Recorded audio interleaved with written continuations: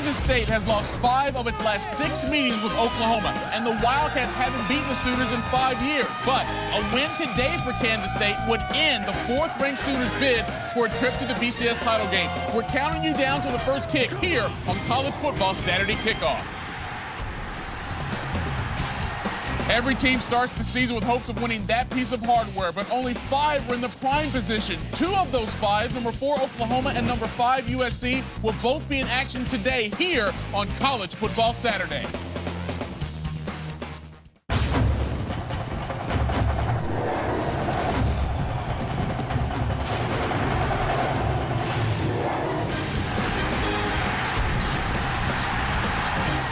Welcome inside our College Football Saturday studios here in Los Angeles. I'm Michael Leaves. That, of course, is DeMarco Farr. Glad to see you for another edition of College Football Saturday Kickoff. DeMarco, as we edge closer and closer to November, the pressure to win for these teams out here grows with each passing game. Huge pressure. The BCS standings are out, so when you talk to a coach and you ask him to assess his BCS chances, if he says he doesn't know, he's not telling you the truth. A lot of pressure for veterans like OU, Texas, SC, been here before. For new guys like Texas Tech, Oklahoma State, it's a lot of pressure. How will they deal with it today? We're going to find out because a lot of those teams you said, DeMarco, are in action, including coming up later today on College Football Saturday. A team giving Oklahoma a run for its money is the title of best one-loss team in the country. 5th-ranked USC on the road against Arizona. They scored 69 last week. What will they do this week? And, folks, if you have a thought on that game or any other question related to college football, hit us up at 310-425-9455 so you can be a part of text time. DeMarco will be responding to your text deep into the evening here on College Football Saturday. But first, though, it's time for some tailgating. Let's get you out to Memorial Stadium in Manhattan, Kansas, where the fans are awaiting the first meeting between number 4 Oklahoma and Kansas State since 2005. Calling the game for us today, Bill Land and Dave Lavin. Hey, guys. Hey, fellas, we decided to give you a little pregame flavor. Tailgating in the Little Apple of Manhattan. I don't know if there's any better place to do it, Dave. Midwest tailgate means a lot of beef, baby, and I like that a lot. The big fella's got to have his groceries. We'll get to him in just a second. Their problem isn't pregame. Their problem is inside the stadium today. I'm talking about K-State because Oklahoma quarterback Sam Bradford just gets better every week, Dave. Sam Bradford led the nation in efficiency last year, and he's number 2 this year. And I'll tell you what, he's got a compact, quick release that makes him very, very accurate, completing 71% of his passes. Last week, he went to Joaquin Iglesias 12 times. That's a record for 191 yards. That's second most ever in school history. But he can spread it all over the field.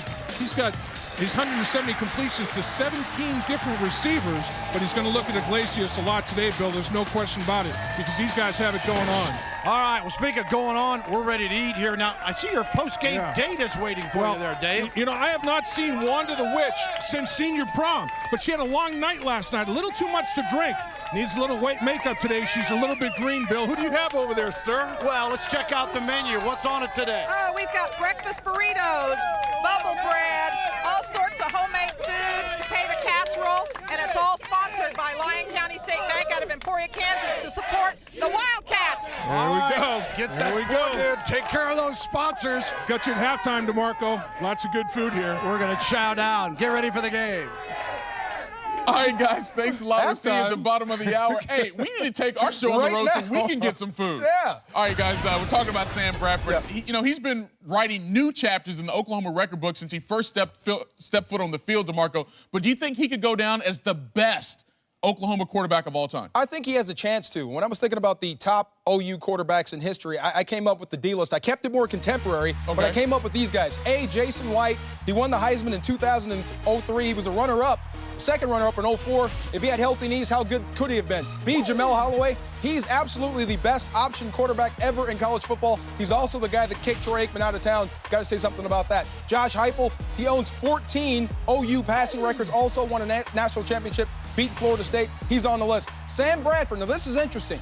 He hasn't won a Heisman, hasn't won the national championship, but he's very, very young, and he's more accurate than anybody else on this list. I think with time, he's going to be the best Oklahoma quarterback ever to come out of that school, and he's also the best in the Stoops era. Well, of course, he broke one of Josh Heupel's record last week with those 468 passing yards against Baylor.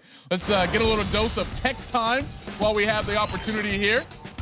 First up is Big Blue Bill. $2.5 million a year for Rich Rodriguez at Michigan. Worth it? Big Blue, I think he should give like 500,000 back to the fans for what's happening out there in Michigan, but later on, it'll pay off. Nittany Nate. How much longer should Joe Paterno coach? Joe, coach as long as you want. 43 years is not enough. I enjoy seeing you on the field. Keep doing it. Hey, it's a great season for him so far. Loretta says, will Boise State make a BCS bowl game? I don't think Boise State is going to make the BCS. I see one loss, maybe even two before the year's out. Titan, when did the Big 12 become the Pac-10? All offense and no defense. Now, I'm a Pac-10 guy, and I play defense in the Pac-10. What kind of question is that for me? But when you have 4 starting quarterbacks returning, you expect an offensive explosion. Steve, which coach is the best recruiter in the country? Ooh, that's a tough one. Let's see. Bob Stoops at Oklahoma is great. Mac Brown can sell me a used car. Pete Carroll, if he came to my house right now, I'd sign for USC. You can't play anymore. Vaughn says, what's your Halloween costume going to be Friday? Oh, my goodness. My daughter talked me into being Mufasa this year. You know, a big lion with a big head and the whiskers. I'm going to be Mufasa. Stop laughing, everyone. Okay, we'll wait. Bite your head off. We'll laugh in the commercial break. We got much more text time coming up. But up next, though, who has the upper hand in the battle of the BCS undefeated today? Top-ranked Texas or number 6 Oklahoma State? That's next. This is College Football Saturday Kickoff.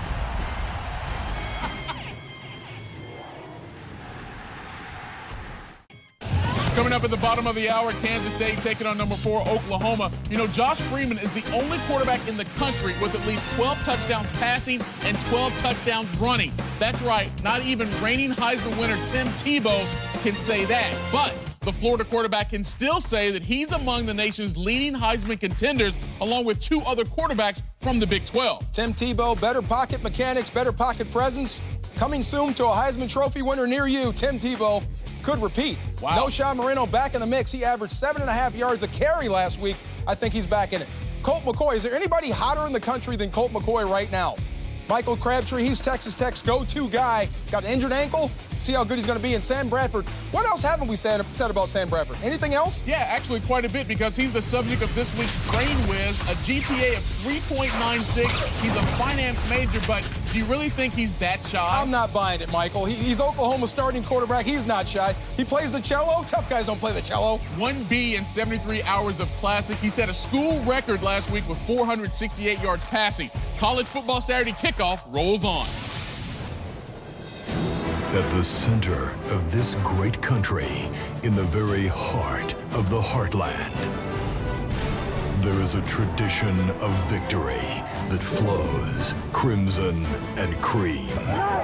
We tied, but what? Welcome to college football, Oklahoma style. For generations, this prairie powerhouse has torn through the college ranks like a tornado. In every era, under any measure, this team knows what it takes to be a champion. Who's number 1 anyway? And these times are not changing. Coach Stoops has his boys set on returning the title to the friendly confines of Norman, Oklahoma. Heisman candidate Sam Bradford is leading the charge.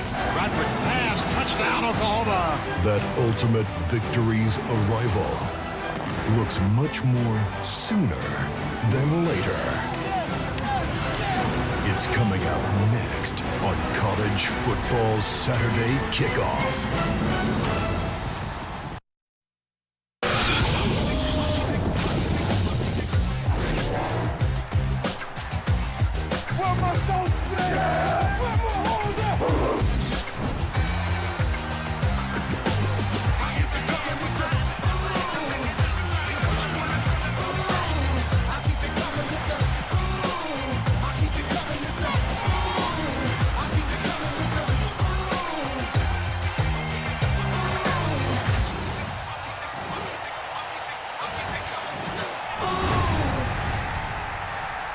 Colt McCoy has definitely kept it coming this season, leading the nation by completing 81% of his passes. But the biggest news this week in Longhorn Nation is that McCoy will keep it coming next season in Austin after announcing that he will return for his senior season. McCoy and his fellow top-ranked leading Longhorns this week's BCS Field Pass, they get set to face number 6, Oklahoma State. Mike, which defense will blink first? Oklahoma State secondary refer to themselves as the D block. Well, they're going to need to be that to keep Colt McCoy in jail today. He is red hot. Looking forward to this football game, Mike. One of the most bitter rivalries in the SEC, number 2 Alabama invading Tennessee. Alabama's been red hot in the first half, but in the second half, kind of fallen off. Tennessee coming off a huge win. They're fired up. They think they can get a win in this rivalry. In the Big Ten, the game of the year, 9th-ranked Ohio State hosting number 3 Penn State. Ohio State's defense is peaking at the right time. They're going to need to be red hot to stop Penn State's offense. Darryl Clark, the best in-game manager in college football. Our first game of the day, number 4 Oklahoma trying to keep its BCS hopes alive, taking on Kansas State. This could be Scary Movie Part 6. Oklahoma looking to get back in the national championship picture. Kansas State in their way. Josh Freeman got to have a big day to beat Oklahoma. And later tonight in the Pac-10, 5th-ranked USC hitting the road to face Arizona. I love this. 2 good defenses in the Pac-10. Let me restate that. 2 great defenses in the Pac-10. USC been lights out, leading the country in scoring defense. Arizona going to have to air it out if they're going to beat the Trojans today. All right, several other one-loss teams holding out hope to play their way into the BCS title game as well, including 3 from the SEC, number 7 Georgia, number 13 LSU. They lose, they're out of the BCS title mix. And how about number 10 Florida, 21 straight wins against Kentucky. They should be in good shape today. But DeMarco, if the Sooners are going to hold off those other one-loss teams, it will likely be because of that defense. Yeah, when we talk about the Big 12, it always seems like we're talking about the offense. Well, not today. It's time the D-line got some face time. Let's go into the film room. Let's talk about that Oklahoma Sooners pass rush. We call them the OU sack squad. 26 sacks, leads the Big 12, second in the nation in sacks per game. They just flat get after it. Austin English, the premier pass rusher on that defense. Good hands, good speed. He's a former high school running back, and let me tell you, he can get off the rock. 4 down versus Washington. Watch Austin English come off the ball. He almost beats the snap. Jake Locker has no chance. Just fall on it. Live to fight another day. And then moving inside, Gerald McCoy. A high school All-American. He was the best prospect coming out of high school. He's been that in college football and more. Relentless, keeps coming. You can knock him down. He'll just keep snorting up the field until he gets to the quarterback. Watch versus Washington again. Beat slide protection. Good burst to the quarterback. Locker again has no chance. Brent Venables, he's 38 years old. He's energetic. He's aggressive. He runs this football team. He reminds me of a young Bob Stoops. He will be a head coach someday in college football. Now let's check out who's been giving up the fewest sacks. You see Kansas State right there, 4 giving up. The challenge today for Oklahoma, get to Freeman, put him on the ground. This will be a fun game to watch. It should be. They can get to the quarterback. It could be a different night altogether for those Oklahoma All-Stars. Hey, folks, don't forget, time is running out. Get in the last dose of text time before kickoff. DeMarco's waiting your questions. There you see the number, 310-425-9455. We're coming back with more right here on College Football Saturday Kickoff.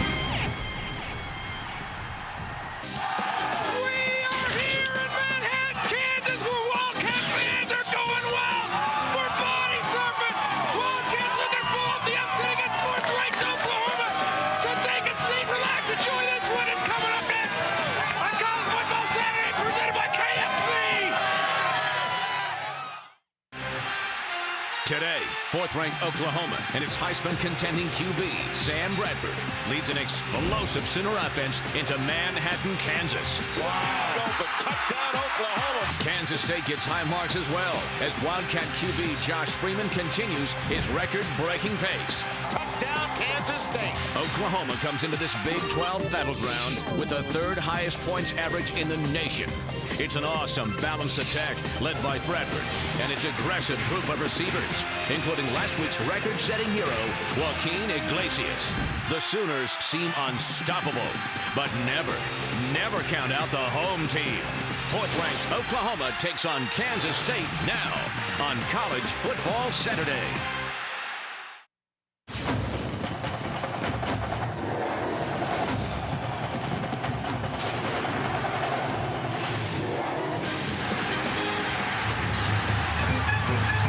It's homecoming in the Little Apple as the Cats go for the upset. From Bill Bill Snyder Family Stadium in Manhattan, Kansas. It's Big 12 College Football Saturday presented by KFC. Today, the BCS fourth-ranked team in the country, the Oklahoma Sooners, take on the Kansas State Wildcats. How big is the Big 12 South? Well, you're number 4 in the nation and you're number 4 in your division. That's the plight for Oklahoma, trailing Texas, Oklahoma State, and another unbeaten Texas Tech. Welcome, everyone. Bill Land along with Dave Lapham. Sooners bounce back from that tough loss to Texas a couple of weeks ago. Beat Kansas last week. Sam Bradford, another record-setting day, 468 yards passing. And in this political campaign, I guess he likes to spread the wealth, Dave. 17 different receivers have a catch, Bill. 7 different receivers have caught a touchdown. He throws such an extremely accurate, catchable football. He's got 7 touchdown passes of more than 50 yards. And look at his numbers the last 5 games. 468 and 411. 2 of the top 5 ever in school history that he's done in the last month plus. And he's got a couple of weapons to deal with.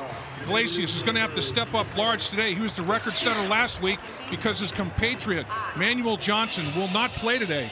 He has that hyperextended elbow that he's got a brace on. He's got it in a sling. He will not participate. They're going to miss his 8 touchdowns today. For Kansas State, as they look for the upset here, they're coming off a loss to Colorado, 14-13. Their key to success is their trigger man in Josh Freeman. He's become a dual threat. He really has. I mean, Josh Freeman is a prototypical pocket passer at 6'6", 250, can look over pressure, but he's the leading rusher, and his 13 rushing touchdowns are the most of any quarterback in the Big 12. He will also get the football down the field. The little Brandon Banks, though, 5'7", 142-pounder, that can go from 0 to 60 faster than anybody in college football. Logan Dold will be the main ball carrier. He went for 115 yards against Texas A&M earlier this year. It's number 4 Oklahoma against Kansas State on Big 12 College Football Saturday, presented by KFC. When we return, Michael Eaves and DeMarco Farr from our College Football Saturday studio.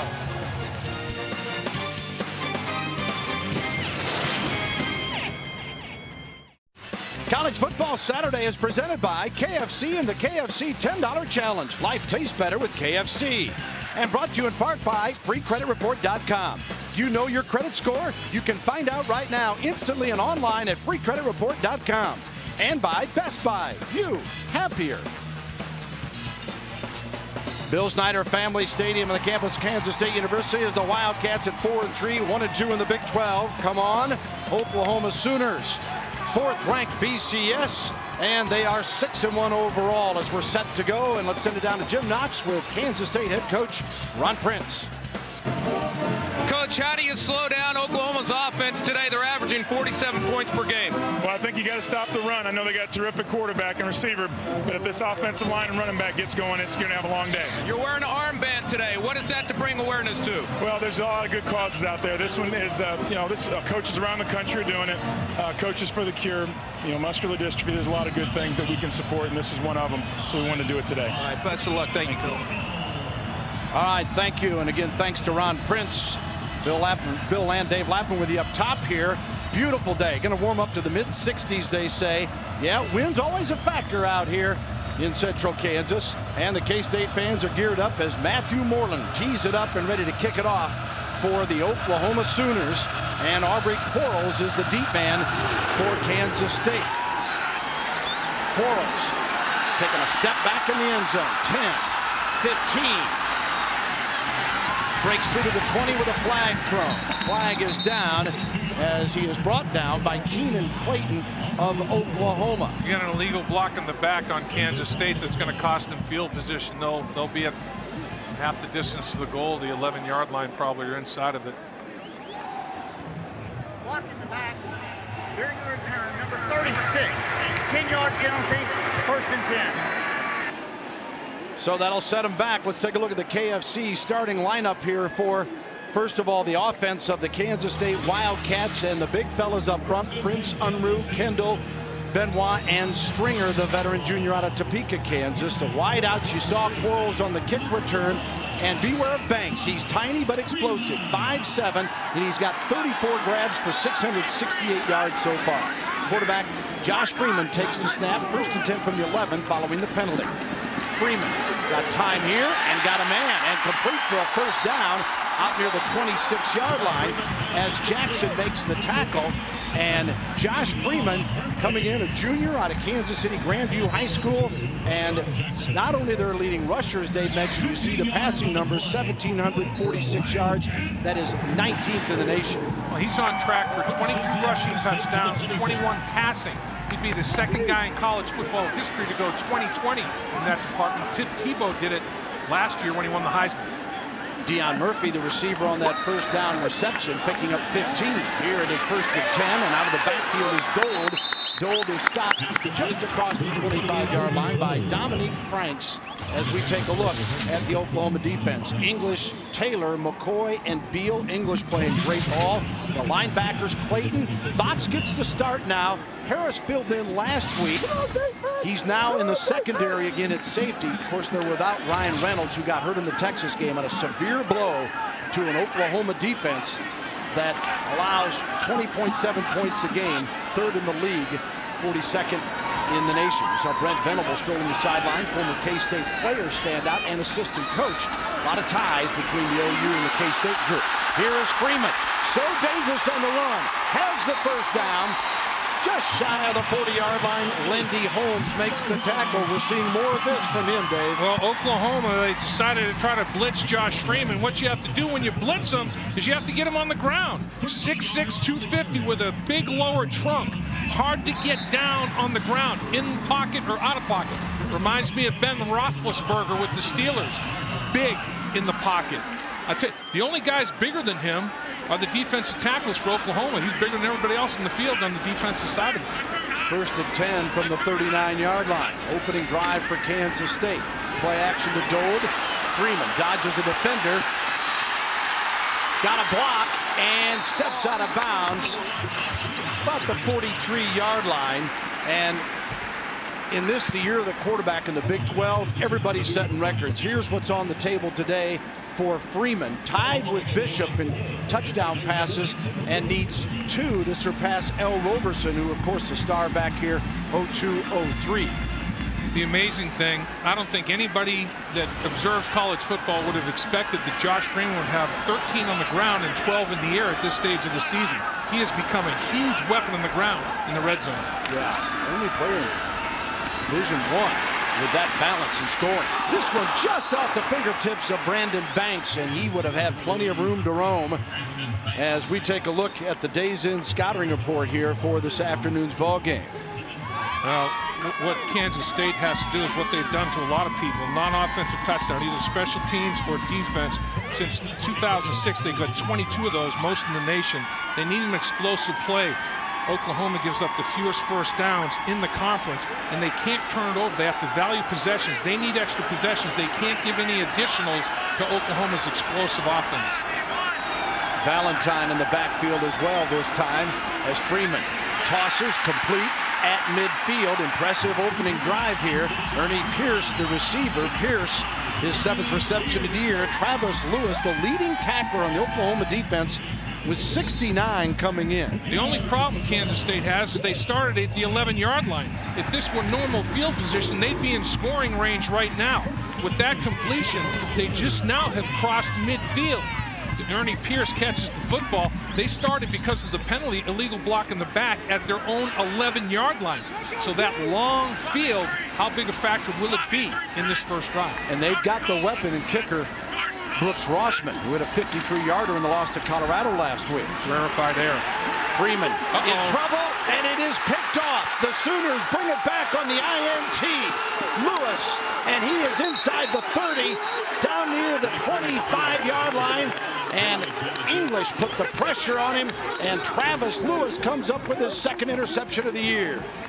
You know, Josh Freeman, unfortunately, Austin English does a good job of, as the ball's going air, as he's in his throwing motion, which he can't stop it at this point. Austin English should get a big assist on that interception because he is all over the arm of Josh Freeman. This kind of play can cause injury to elbow and shoulder. I saw it with Carson Palmer earlier this season. When you're in the throwing motion and somebody hits your arm like that, If you're not big, strong guy, even big, strong guys can have damage to their throwing arm. Looks like Josh Freeman came away without any damage other than the turnover, which is big damage early in this game. Return to the 26, OU with this quick strike and up-tempo offense. What do they do out of the chute? Murray. Stuffed after a yard or two. KFC gives you the Oklahoma starting lineup, and we pick it up with the big folks up front. That means load hold, as well as Robinson, Cooper, Walker, and Trent Williams, who they say is playing the best of the bunch lately. Murray had a comeback game after a soft outing against Texas. Here he gets the ball again to start this series. 20 and out of bounds near the 17-yard line. DeMarco Murray for the University of Oklahoma, the Sabra Las Vegas. Sam Bradford. The numbers become mind-boggling after a while when you see what this guy has posted. Yeah, he's second in the country in pass efficiency with those numbers. He led the nation last year in pass efficiency, completing over 71% of his passes, and a lot of it is because he gets it out of his hands so quickly. 6 straight games of 300+. Here's Murray, the 10, the 5, and down near the goal line, it'll be a first and goal as Courtney Herndon made the tackle. And we'll take a look at the K-State defense that is about to be scored upon as you take a look at the folks up front. Sometimes a 3-4, sometimes 4-3. Rebeck as well as Hall. And in the secondary, Moore, Herndon, and Hartman and Irvin. You know, turnover is exactly what Kansas State wanted to avoid, and unfortunately they didn't. Murray again. Stopped this time on a first and goal from the 2. Well, Oklahoma got its running game back last week against Kansas in just a wild 4-hour marathon as they had 206 yards rushing to go along with Bradford's huge passing day. And DeMarco Murray's starting to get some of his confidence back, Bill. You know, there's a psychological deal about getting over the knee injury, and now he's starting to make some cuts with those reflexes. Here he is again. Murray trying to get in the end zone. He does. DeMarco Murray had 16 carries, 83 yards against Kansas. He got the benefit of Matt Platt's block, and he scores the touchdown here, and Oklahoma takes the early lead. Well, Oklahoma's now been in the red zone 37 times. They have 35 touchdowns. That is unbelievable. They've got a field goal tacked on as well. They've not scored points just one time in 36 red zone opportunities. And again, 37 red zone opportunities. And again, 35 of them are touchdowns. Jimmy Stevens for the PATs, 44-46 in the point after attempts. And he is good on this one. So Oklahoma takes advantage of the turnover and is on the board 7-0 on our Big 12 College Football Saturday game of the week.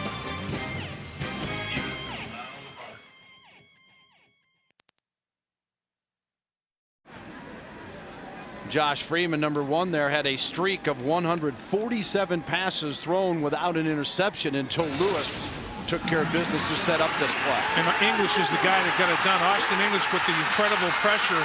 Josh Freeman in his throwing motion is hit. Travis Lewis picks it off, and DeMarco Murray shows that he's back. Nice run to set up this little plunge of 2 yards to put Oklahoma on the board. The problem that Kansas State had when they got themselves penalized, had a long field. Now you have to run a lot of plays against Oklahoma, and that's what they want, because the more plays you run, the more chance you have of making a mistake. And ultimately, Josh Freeman, because of the pressure from Austin English, had the mistake, and that caused the turnover. And that's only the 3rd interception of the season for Josh Freeman. 12 touchdown passes now, 3 interceptions. Moreland with the kickoff. Quarles again, the return man from the 2. 15. And Quarles is wrapped up at the 22-yard line. J.R. Bryant takes care of it. And talking about pass efficiency, and Freeman, you mentioned those numbers here with a lack of interceptions. Look at the improvement this guy's made. Yeah, his graph is going straight up. You're looking at the maturation of a quarterback on a year-by-year basis. The more snaps that he takes, the more comfortable he feels, just like anything else. Repetition breeds comfort level. And Josh Freeman, physically, mentally, is a much better quarterback than when he first came on campus, as you would expect, and his numbers show it. Dole in the backfield on a 1st and 10 from the 22. Freeman got hit just as he unloaded, and that was nearly picked off in the secondary as Oklahoma's Brian Jackson had a look at it. McCoy with the pressure. What about Ron Prince, the head coach of the Cats? Here's his comments on his quarterback. means a lot to us from a running and passing standpoint, but also from a leadership standpoint. Here's a kid who's been there, he's competed, he's done well, and he's had his moments where it hasn't been great. And I think everybody looks at him and knows that no one's doing it under as much scrutiny as he is. And so I think his poise and the way he handles it is really comforting to the rest of the team and really inspiring. Freeman connects with Pierce on this play. Franks makes the tackle, and K-State now down 7-0 and will be faced with a 3rd and 6 from the 26. You know what the biggest improvement that I've seen in Josh Freeman over the years is in his footwork. The decision making obviously as well, but everything starts with your feet. You know, a quarterback is accurate if he has good footwork and you're going with your feet to the target. That's the bottom line. See, Freeman's working the early going. That pick was huge, though. This one well short of the first down as Pierce is tackled by Travis Lewis.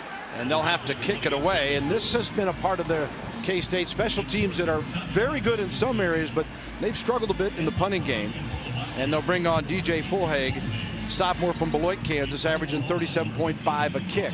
Well, the one thing you don't want to do after you turn it over and give your defense a short field to defend, and they can't, and they go down 7-0 as a team, is go 1, 2, 3 and out. Now Oklahoma comes roaring back at you.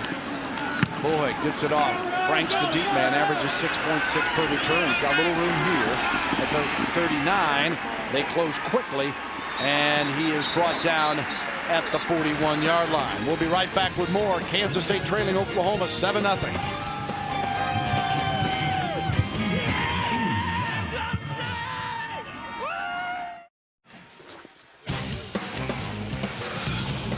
Big 12 College Football Saturday presented by KFC as Oklahoma's DeMarco Murray gets the opening touchdown, and Oklahoma's second series now. Murray had every play, 5 carries, 26 yards after that interception for a TD. Bradford yet to throw it. We'll see what they do on their second series, Dave, as Brown is in the backfield now. Now Oklahoma's outscored the opposition in the first quarter 124-13. Ridiculous. 124-13. Wow. Out of the gun. 10 on the play clock. Bradford. Deflected. Let's check in with Michael Eaves in the game break. All right, guys, let's check in on number 8, Texas Tech, number 23, Kansas. Graham Harrell already with 2 touchdown passes. Make it 3. Squeezes it into the end zone to Eric Morris. Just a ho-hum day for Graham Harrell. 12 of 13 with those 3 touchdowns. By the way, the PAT kicker, he's 3 for 3 today, guys. What a dandy that is over in Lawrence today, as Texas Tech trying to remain unbeaten before their big battle with the University of Texas next week. And we saw the kicker struggle with PATs last week against A&M. So maybe they got something squared away. They're actually able to execute extra points. 3rd down and 11. Empty backfield here. Oklahoma's so dangerous, they can put out so many different formations. The players are so flexible. Timeout. Timeout. Oklahoma called a timeout at the last moment. Bob Stoops was sprinting down the sideline. You can call it from the sideline. He wanted it badly.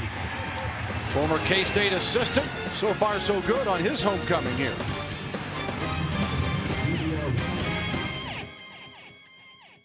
Almost to Halloween. Oklahoma leading Kansas State 7-0. How about our days in scouting report here for the Sooners?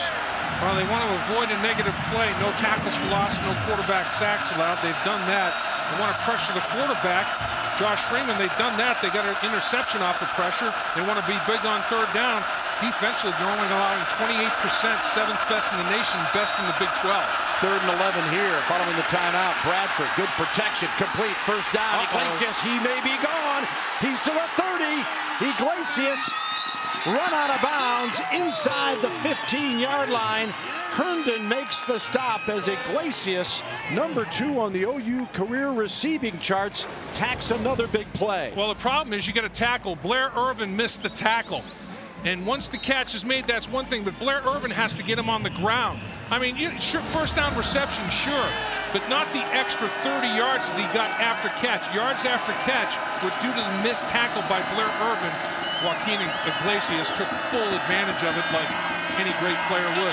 48 yards on the pass play, and it sets up 1st and 10 from the 12. Brown dances right through the middle, bowls his way, and no signal yet. Saying just shy of going into the end zone and breaking the plane, as Chris Brown, the junior from Alexandria, Louisiana, was looking for his 8th touchdown. Well, when the knee hits the ground, where's the football in the left hand? A vertical line to the ground. He's down before the ball crosses the plane of the goal line. His knee is down. Good call, just short. 1st and goal. Bradford keeps it himself, and Oklahoma in for the touchdown as the Sooners, a quick 13-0 lead with 7:16 to go in this first quarter, and Bradford gets his 3rd score of the year. Well, Bradford is the beneficiary of Chris Brown hammering it up in there to the shadow of the goal line, and then he cozies up behind the left side of the offensive line, and that's a smart thing to do. Duke Robinson, 6'5", 335. Phil Lodeholt, 6'8", 337. That's a massive humanity right there.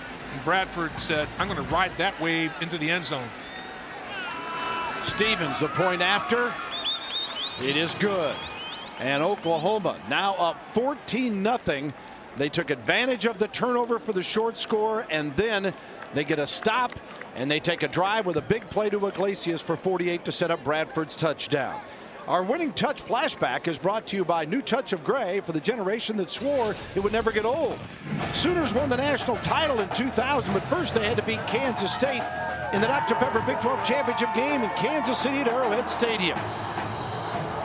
Quarterback Josh Heupel led the Sooners attack. He had 24 of 44 for 220 yards and a pair of TDs.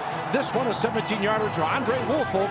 And the Sooners take care of the Wildcats 27-24 and headed off to the Orange Bowl. Of course, Josh Heupel on this coaching staff now, and Bradford is week by week shattering most of his records. Right, and you know, he's happy about that. Records are meant to be broken, and nothing better than coaching the kid that's breaking them, you know. So you set them, and now you coach the kid up that's breaking them. And now the first quarter numbers, as Josh Heupel talks, backup quarterback Halsey right there. The numbers in the first quarter: 131 points for Oklahoma to 13 for the opposition. 131 to 13 and counting. Unreal. And this is game 8. Just absolutely amazing. It's Groundhog Day for the opponent. It just, here it comes. We've seen it week after week. Kansas scored the first touchdown against Oklahoma last week in the first quarter that they've given up. Murphy on the return. He breaks through the 30, 35, 40. Wow. Murphy may go. One man to try to knock him out. And he does. Murphy down near the 20-yard line. Oh, the Achilles heel for Oklahoma rears its ugly head again. University of Cincinnati took a kickoff return back for a touchdown. Texas took a return back for a touchdown. Kansas State comes within an eyelash of doing the same thing. Not getting off the blocks and losing the lane integrity.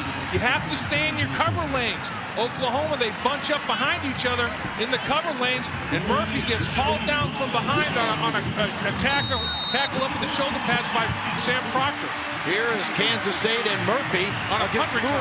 Punt return of 80 plus. Yeah, you got to lose ground sometimes to gain ground. He gives up some yards. Louisville thinks they have him hemmed in. He says, nah, baby, nah. I'm taking it to the house.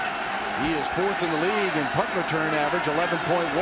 75-yarder here, and it sets up 1st and 10 at the 20. Gold, the running back behind Freeman. Oh, just knocked away. Intended for Mastrud, and that would have been a TD. Jackson, a nice play. Brian, a junior out of DeSoto, Texas, has got 5 broken up passes and 1 interception on the season.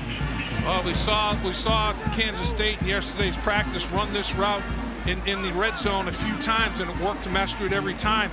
But Oklahoma a little bit quicker breaking on the football. Good route recognition and break to the ball. Freeman.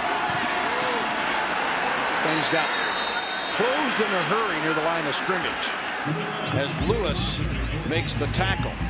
Well, with Josh Freeman in the red zone here, Bill, they've got quarterback counter, they've got quarterback draw, they have a quarterback run package. And again, coming into today's game, number 1, Josh Freeman, the leading rusher on this football team, and by far the leading touchdown maker on the ground with 13, leading all Big 12 quarterbacks and a whole bunch of running backs in the Big 12 as well. Yeah, last year he was minus 40 in the rushing game, 4 touchdowns. So it's a whole different package that he brings now. And it's 3rd and 10 here. Got time. Out of the backfield, Dole, 15. Hammered out of bounds inside the 10, and that means you'll have a 1st and goal for the Kansas State Wildcats, tackled by Beal. Oh, they blitzed Lindy Holmes out of the secondary. They brought the safety, number 11. Here he comes right here on the backside. Can't get there in time.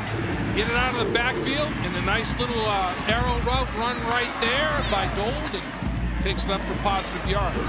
Give him 12 yards officially on the play, and a 1st and goal now from the 8-yard line.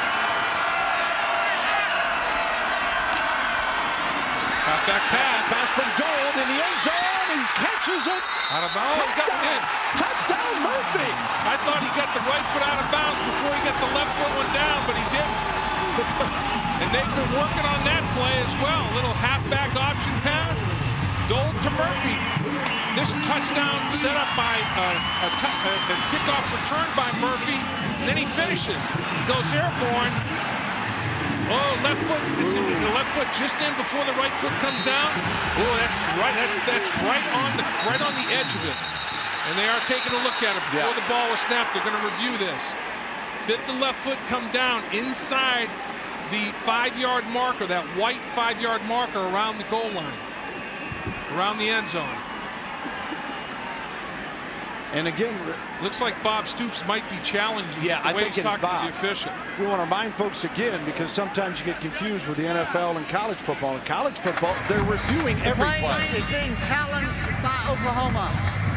And in this case, the booth obviously didn't see anything to warrant a longer look. But Bob Stoops didn't fool around. He said, all right, I'm going to go ahead and challenge. And remember, to see if the foot is in bounds or not. He's got possession. We know that. He does possess the football, so there's no juggling act going on. Watch the left foot. He drags it. Is it in? Ooh, it is. You can see green. You can see green outside of the toe right there. That's a great shot. I think he's got possession, or does he have possession as well? The ball's rolling a little bit, but I think they're going to say possession and catch. Remember, the call on the field is huge. The call on the field, there has to be indisputable evidence to overturn it. And the call was touchdown. Is there evidence to overturn that? And it looked like Murphy did a great job of dotting the I, a little, dragging that left foot and getting it down before he hit that 5-yard out of bounds marker, which is plenty big to see at the contrast with. Murphy, a junior out of Houston, Texas, Klein Forest High School, and if it stands, his 3rd TD reception of the year. Of course, he set this whole thing up with a 75-yard kick return. And if Freeman gets credit here, he will move past Michael Bishop and move into a tie for all-time career touchdown tosses with L. Roberson. After further video review, the play is confirmed. And I beg your pardon, of course, it was Dole that threw that, not Josh Freeman. And the TD stands. Not enough evidence to overturn. Now Dole does a good job. He throws a little bit of a knuckleball, but he's under duress. And he gets it off. It's to the back corner of the end zone. Great play by Murphy. You can't emphasize it enough. Just an outstanding effort. I think Jeremy Beal was putting the heat on Dole, and Dole got it away, and it turned into a big play. The halfback option pass on the little gadget gimmick scores. And the kick after by Brooks Rossman, senior out of San Diego, and he takes care of business, transferred from Ohio U, and he is now 35 of 36. Dole with the TD pass to Murphy, and it's 14-7. And Dole, an outstanding high school player at Garden Plain, Kansas, where he threw for 787 yards and 7 touchdowns. Meanwhile, he had rushing in his career, 7,144 yards, and number 2 all-time in Kansas history. So they work on it. One thing about Ron Prince, he said, we're going to work on this stuff. We're going to use it. And it happens in their special teams, and it happens here with the halfback pass. Yeah, he went to the gadget gimmick play, and he also, on the special teams, didn't get that non-offensive score I was talking about, but that big kickoff return by Murphy set it up. And Dole rushed for all those yards, 7,100+ yards. His senior year, he was on a state championship team, so he didn't play very much in the 4th quarter at all, and he played sparingly in the 3rd quarter. So if he had played the second half of those games his senior year, he would have shattered the Kansas rushing record. So very accomplished high school player. Here he is as a true freshman at Kansas State. putting a touchdown pass up on the board, as well as now he scored on the ground in his career. Now he scored in the air with a touchdown pass to Murphy. So Murphy, the TD, and now Oklahoma will get their hands back on the football. We knew with the special teams would be big. That's a nice little onside kick, and Oklahoma's going to recover at the 49-yard line. Oh man, I'll tell you, the onside, the kicker initially comes to approach the football and falls down intentionally, and the onside kick specialist, who does a great job, Jared Parker. I mean, he cut the initial kicker falls down intentionally coming to the football, and Jared Parker, who is the onside specialist, tries his best, and Oklahoma does a good job of recovering the football. That's a good job by Oklahoma reacting, because watch the kicker fall down intentionally. Jared Parker tries to get it airborne. It's that second bounce. What a nice, clever scheme. Didn't quite work. Brown on the first carry. He breaks to the 40, the 35. Brown still going. And he takes it down inside the 20 near the 15-yard line before Reggie Walker, a senior from Sacramento, California, makes the stop. Well, the Oklahoma Sooners want to establish the ground game today. They've struggled a little bit in their running game. Today they are absolutely gashing Kansas State. Now Murray on the pass play. 10, 5, Murray, touchdown Oklahoma. How about that for an answer? Oh, mama. 2 plays. Jeez. Unbelievable. What an offensive machine this football team is. And it's the tempo. And they start, as a defensive player, you start to fatigue. You can't get off the field.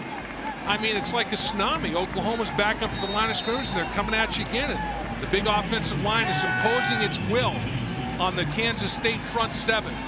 And they're just rolling them off the line of scrimmage right now, Bill. 15 yards on the play. And Oklahoma, with Bradford getting the TD pass, his 27th of the season. And this one is good by Stevens. And it's now 21-7, 5:25 to go first quarter.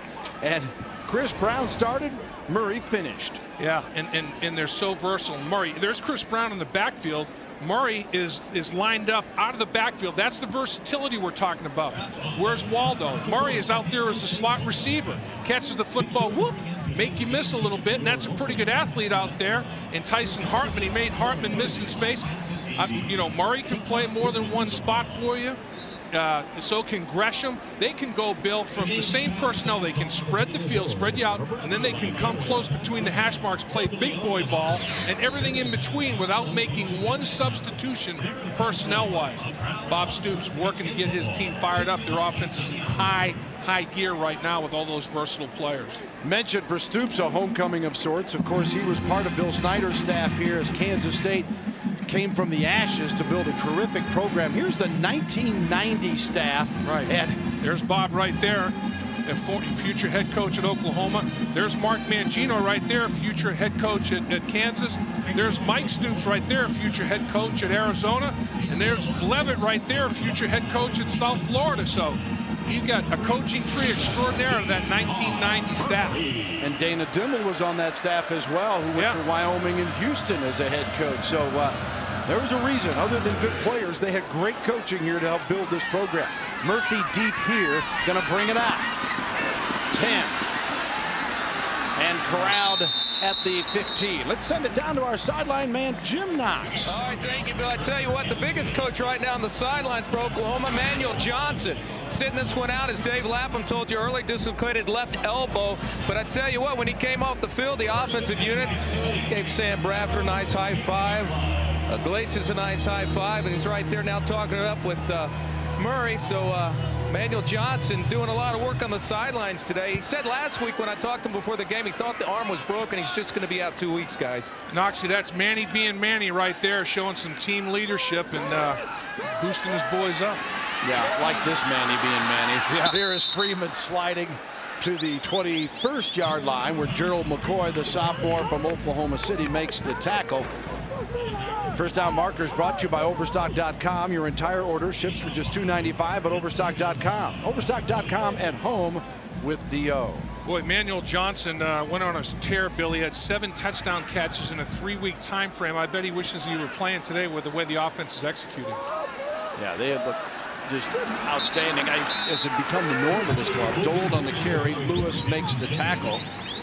What is it, 17 different receivers he's thrown to this season? So, right. But this guy is a great player, but you wouldn't know that they're missing it. No, that's true. I mean, they're so deep at the skill positions. Coming into the game, Bradford had 170 completions to 17 different receivers, 26 touchdown passes to 7 different guys coming into today's game.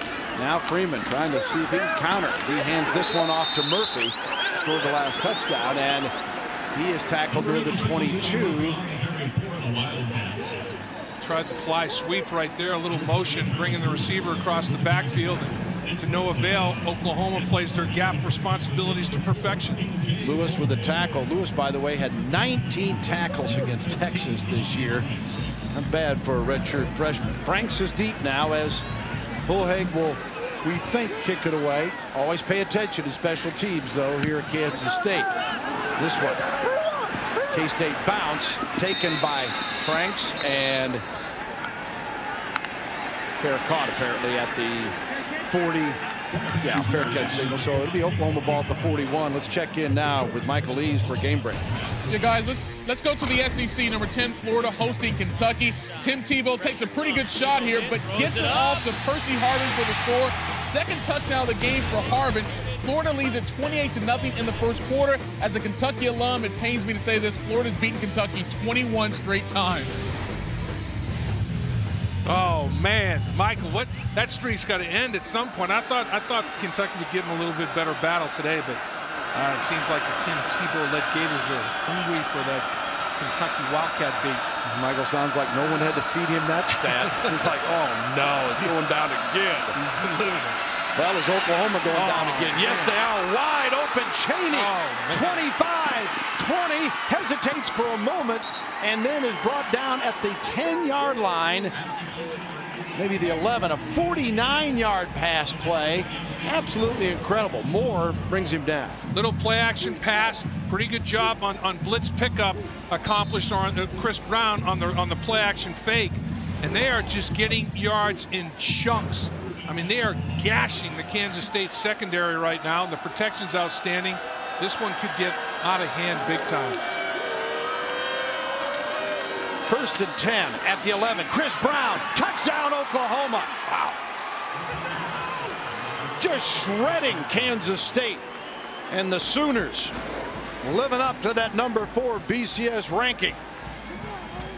You know, you look at the way the defense is getting chewed up right here, and you think back to the great defenses of Kansas State in the 80s and 90s, and it's amazing that that right now Oklahoma is doing to this group.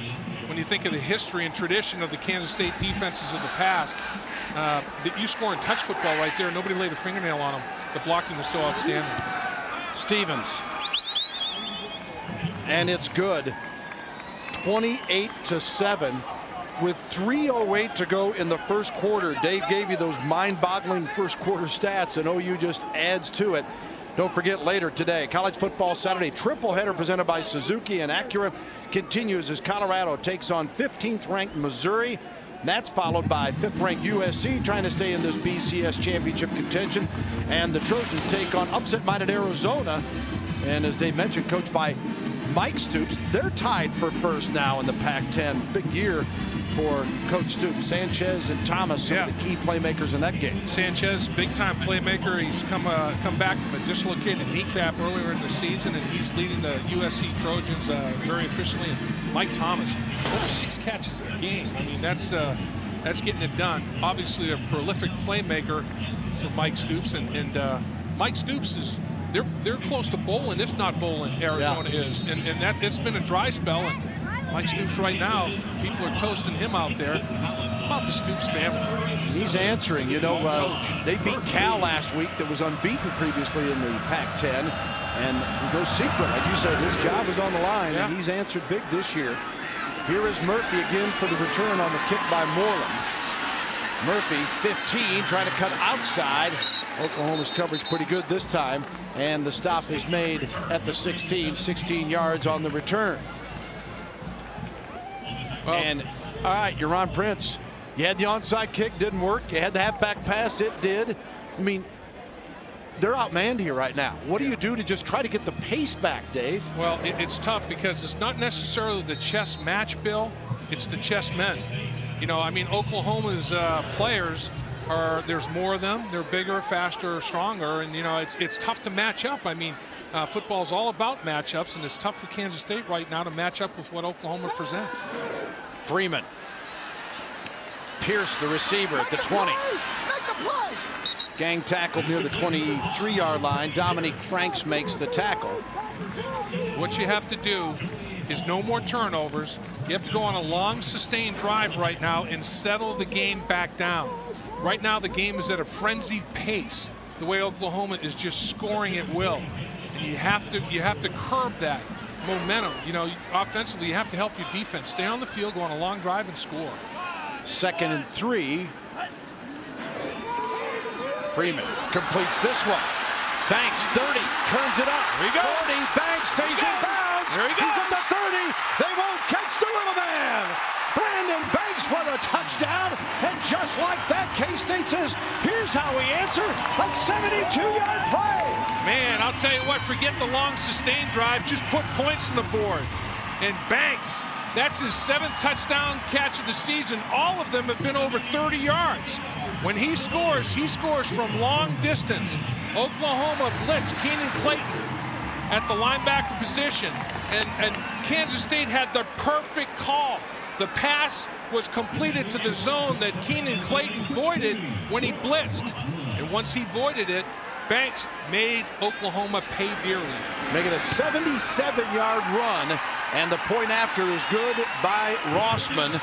And Kansas State trying to hang with these lofty Sooners. 28-14. Here's a look at it. Well, that was the blitz that we saw right there. And that linebacker, that was the area that he would have been covering if he stayed back into coverage. And once the blitz occurred, Banks said, I'm in space. And that's what you got to try to do with this young man. Get him in space. You see the blitz, a good block on the edge, and now he just distorts everybody's football geometry. He busts all the angles. This guy, Josh Freeman, said how fast he was, how quick he was. Some kids are quick, some kids are fast. Banks is both, and that's rare. And how about he's averaging over 20 yards per reception now, because before that catch he was at 19.6. Yeah. There's Josh Freeman now tied with El Roberson. He was tied with Michael Bishop at number 2. Now he's tied for the lead with 37 career touchdown passes and counting. And that one, the short pass, the long run, and that's what Ron Prince was telling us, is that, hey, if we can just get him in any space, right, that he can break it. And there was just great proof of it. All he needed was just a little bit of an opening. Well, what he has is a great understanding and awareness of where help is in coverage. And I think he saw the blitz. He saw Keenan Clayton blitz, and he knew he had potential for a big play. It was like a long lateral. They got him in space in the running game. He made people miss. And the kick to Murray. Murray's got some room. 30. And out near the 40-yard line. Irvin the tackle. Well, here's Ron Prince about his outstanding young receiver, Banks. People are amazed at what he can do. They expect people who are 6'2" and maybe 190 to do some of those things. But this guy's a competitor. And that's what we saw on tape. That's what we've seen since he's been here. He's been a terrific contributor. And really one of the biggest factors has been, teams are recognizing that and doing everything they can to take him away. So Banks, coming out of Bakersfield, a junior college, have produced a couple of K-State players in a big junior college recruiting class. He pays off here. Now, Oklahoma trying to answer again. Murray got stuffed inside, cuts it up the outside, picks up 4 or 5. We've still got 1:59 to go in the first quarter. I'm thinking, what's going on at halftime? Yeah. Oh, no, wait a minute. It's 28-14. I mean, this has been a track meet extraordinaire. Are you kidding me? That's only that's coming into today. Oklahoma had given up 1 first quarter touchdown. They've given up 2 in this one game. 2nd and 5. Bradford. Incomplete to Gresham. Another one of their huge playmakers, Jermaine Gresham, 6'6", 250 out of Ardmore, Oklahoma, a junior. He's got 6 TDs this year. You know, Kansas State in the first quarter scored more points than they scored all last week against Colorado. They lose 14-13 up there, and they wish they had some of these points in this first quarter in that Colorado game. But they've been explosive themselves offensively. Yeah, they're down a pair though.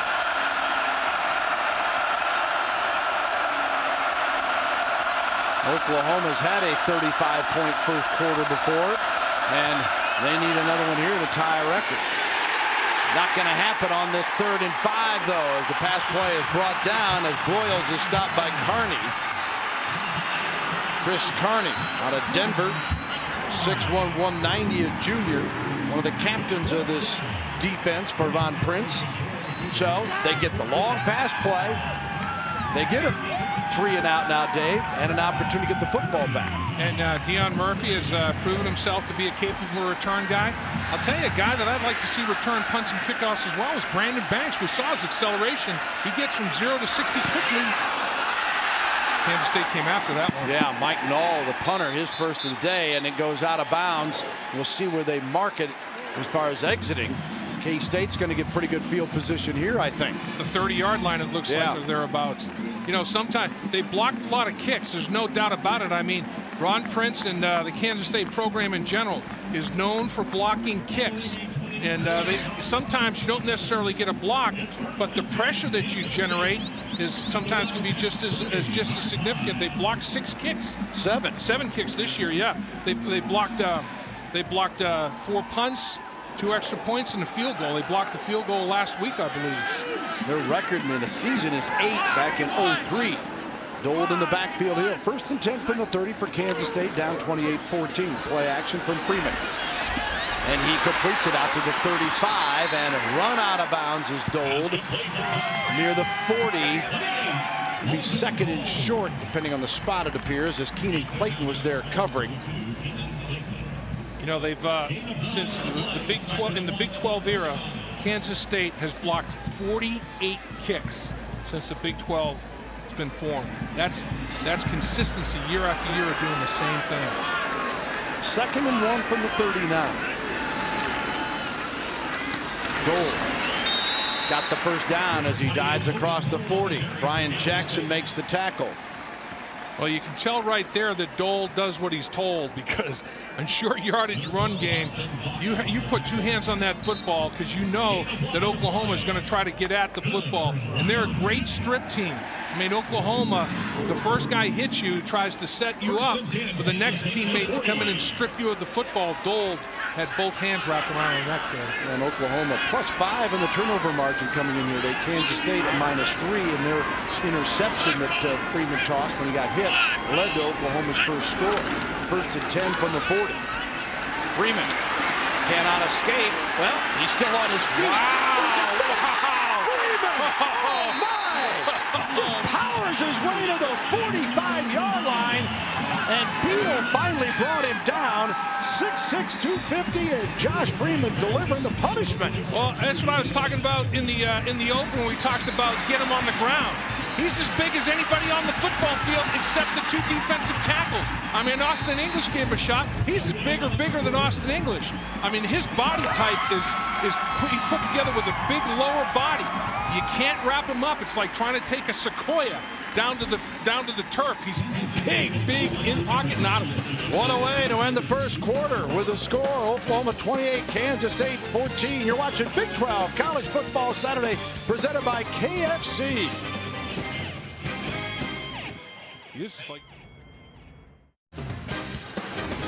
Welcome back. Big 12 College Football Saturday, presented by KFC. Bill and Dave Lapham up top. Jim Knox roaming the sidelines, and an offensive explosion here as we take a look at our game summary. Just absolutely amazing, the huge plays taking place, Dave. You look at it, Oklahoma, 17 touches for 203 yards. 90 on the ground, 113 in the air.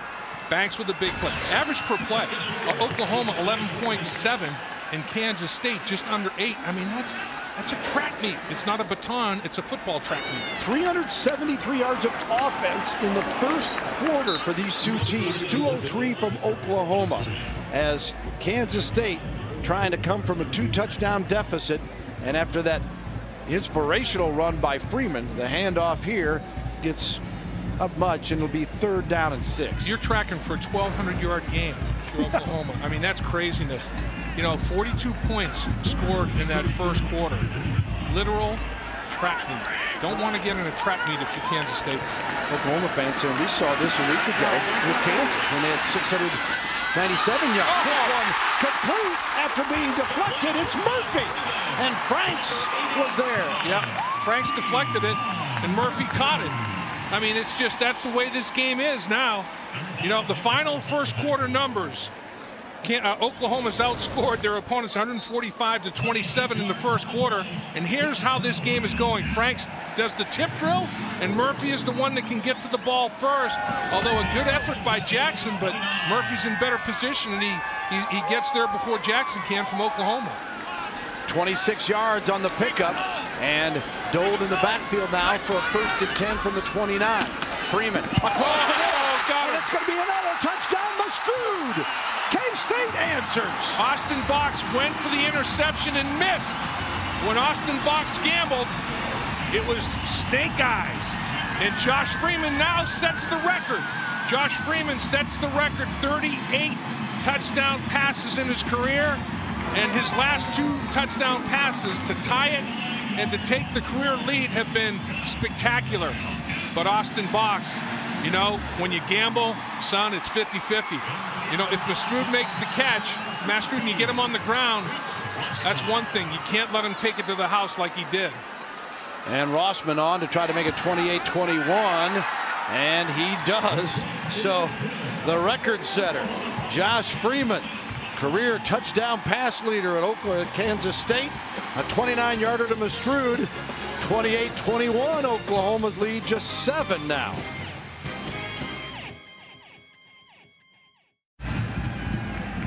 (28-21) Sooners by 7 over Kansas State. The Cats the last 2 scores. Banks a 77-yard pass from Freeman, and then Freeman a 29-yarder to Mastrud, and now the all-time career touchdown passer in Kansas State history, Josh Freeman, just a junior, and he's brought his Wildcats from what at one stage 28-7 you're thinking, whoa, they're in huge trouble, and they were.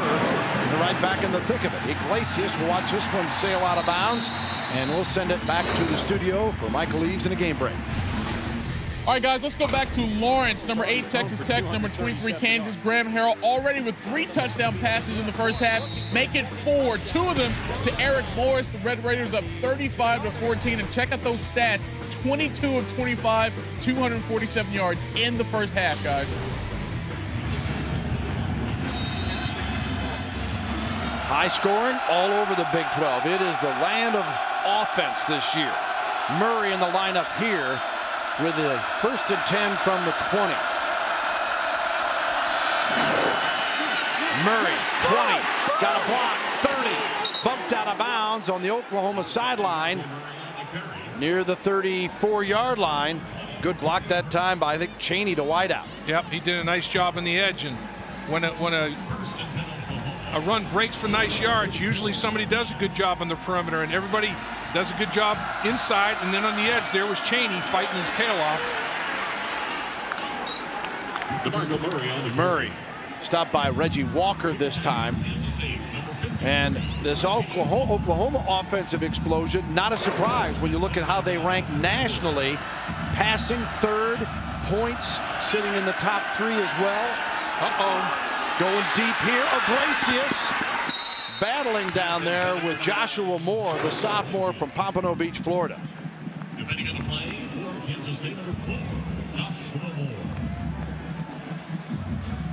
You know, Oklahoma, again, the versatility that they've got personnel-wise. They don't have to substitute to change the entire look of the formation because the athleticism, aggression, Murray and others.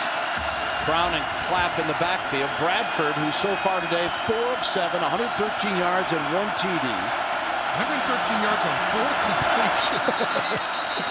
Unreal. Now you give up a first down because you jump. Dead ball offside.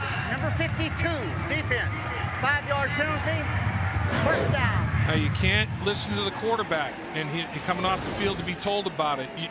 You have to move when the ball moves. You can't be listening to the quarterback, and that's exactly what took place for Stewart. And Stewart exits stage left. Xavier Stewart. So 1st and 10 at the 49.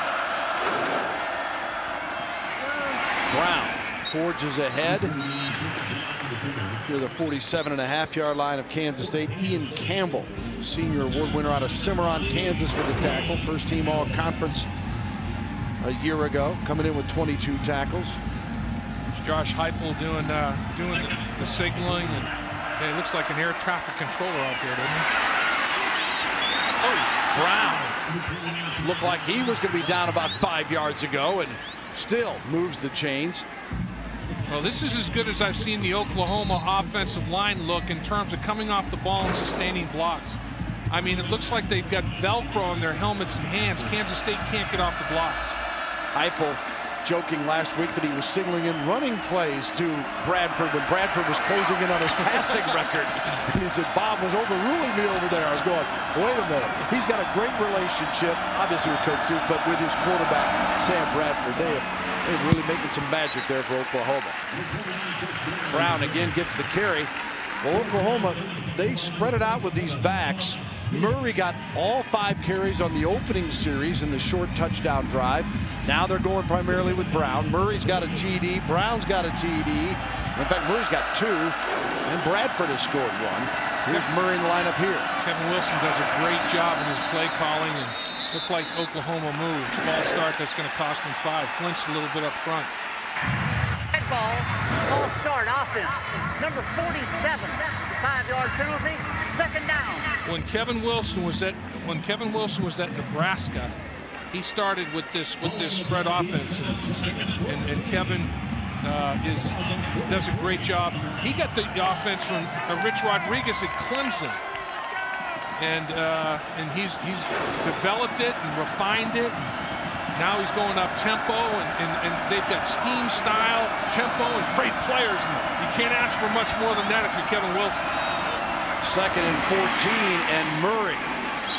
And Oklahoma looking at a Kansas State defense that has been giving up 429 yards a game, 105th in the NCAA, and OU looking at it, you know what, we can pass it, we can run it, we can do whatever we want, and they have been. 3rd and 8 here. Again, Murray. This time, K-State defense answers, and the crowd helps as Ian Campbell leads for the play. Yeah, the entire playbook open to Josh Heupel right now, and when that's the case, you know, you can just about call anything, but Kansas State rose up on that 3rd and long to run the pitch, and man. Look at Murray, the right shoe. He's got a blowout. He's got half a flat tire. I mean, and he trips and falls because of it. His heel was exposed, and he couldn't get the traction and the explosion and the suddenness that he needed to make the cut. He had to retread. He had to make a pit stop, and he couldn't do it. It's only good for 5,000 miles, and they had that in the 1st quarter. Fair catch is called on the punt, and nicely done by Nall. He's outstanding in the short kicking game, and Oklahoma has got him in a hole here, 28-21.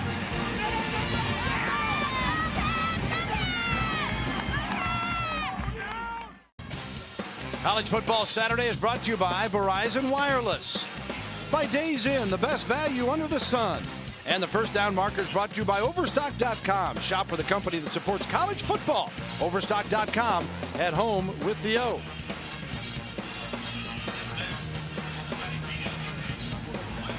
Welcome to the Big 12 Track and Field Championships. Yeah, I was just thinking, Dave, yesterday we were all over this place, and the K-State track's not more than about 150 yards from here. They just might want to move it over there because it's officially a track meet. Oh, I mean, between these two football teams offensively, Bill, they're averaging almost a 1st down per touch, per play. Absolutely incredible. And now K-State in a hole, as after that punt by Nall, they start 1st and 10 from their own 3-yard line. Dole lines up on the S in the end zone. Freeman under center this time. Boy, nice poise, and they may break it here. Out to the 20-yard line. Murphy on the reception. He was nearly gone. Great protection for Josh Freeman. He stood in the pocket tall and had plenty of time. A little pivot route. Again, taking a bad angle, trying to make a too big a play. You know, Nick Harris tried to undercut it, but the protection was outstanding. Austin Ingles getting there a little bit too late. Oklahoma's gambling a little too much on those undercuts, taking tough angles in the secondary and at the linebacker level. 18 yards on that pickup. You get some a little more breathing room, and they hand off the football here on a 1st and 10 from the 21, and Granger, DeMarcus Granger makes the tackle. Granger's coming back from some injury situation. Oklahoma's starting to get healthier, even though they do not have the services of Manny Johnson today. And of course Reynolds is out for the season, but otherwise they're starting to get some guys back. Kansas State's offensive line only giving up 4 sacks on the season, Bill, which is tied for second fewest in the country in terms of sacks per pass attempt. And last week, you got Reesing of Kansas 5 times on sacks. Freeman avoids this one. Deep. Down to the 15 and a flag. It's offensive pass interference. You have holding him off. Pierce. Yep, Pierce pushed him off to make the play. I think Pierce pushed with the hand to get separation, and I think the official's going to flag him for offensive OPI. I don't know, unless he saw Oklahoma on the other side of it pushing back, but Pierce definitely pushed off. Pass interference. Defense. Over Oklahoma. John Harris. They were both pushing. Yeah, I was with you.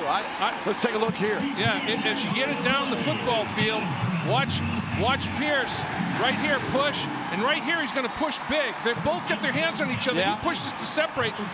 It's a no call, really. I don't think you call interference either way. Both guys pushing with their arms. A little bit of a tug of war there, but Pierce gets the big play. How about rebounding from this poor field position? 61 yards. Freeman to keep it. And I won't jump the gun and say he's tackled until I see him on his knees. I'm telling you. Lewis brings it down this time inside the 10-yard line. Boy, I'll tell you, Kansas State doing a great job in every phase of it. Josh Freeman, obviously a big threat in the red zone with those 13 rushing touchdowns. Incredible. But Kansas State's making contested catches. They're making great calls. Their offensive coordinator is on a great roll. Dave Brock is making great calls. Every time Oklahoma blitzes, he's hitting them right where they blitz from. Freeman. Wow, got him again. Easy. Touchdown Murphy. Deion Murphy, and we are a point away from being tied. Unbelievable here in the Little Apple. Well, Lindy Holmes blitzes for Oklahoma. And Lindy Holmes, the area that he was supposed to be in if he didn't blitz, that's where they ran the shallow cross. And the shallow cross was run to perfection.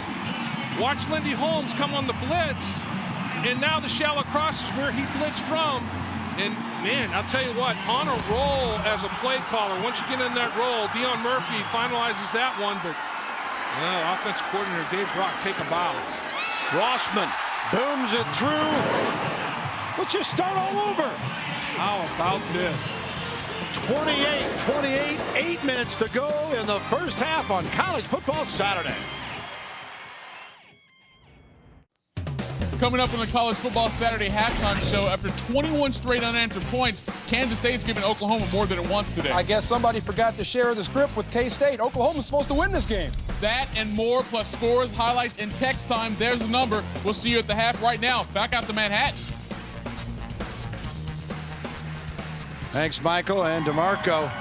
Yeah, it was Oklahoma 28-7 with 3:08 to go in the first quarter, and near 8 minutes to go in the second, and a 3-touchdown pickup by Kansas State. And the last touchdown drive, Bill, started at the 3-yard line, inside the 5-yard line, and they go 97 against Oklahoma's defense to score. 565 yards of offense these two have put up so far, and Murray will down it here, 1st and 10 from the 20, and Freeman continue to set the records.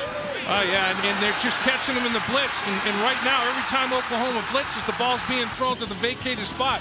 Banks right there. This was a double blitz. Box can't get underneath Mastrud.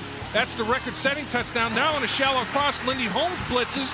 If he had dropped into coverage, he would have been right there. But the shallow cross by Murphy hits right where the every time they vacate a zone, an area of the field with a blitz, Kansas State has a play that exploits it. I'm telling you what, offensive coordinator Dave Brock on a big roll.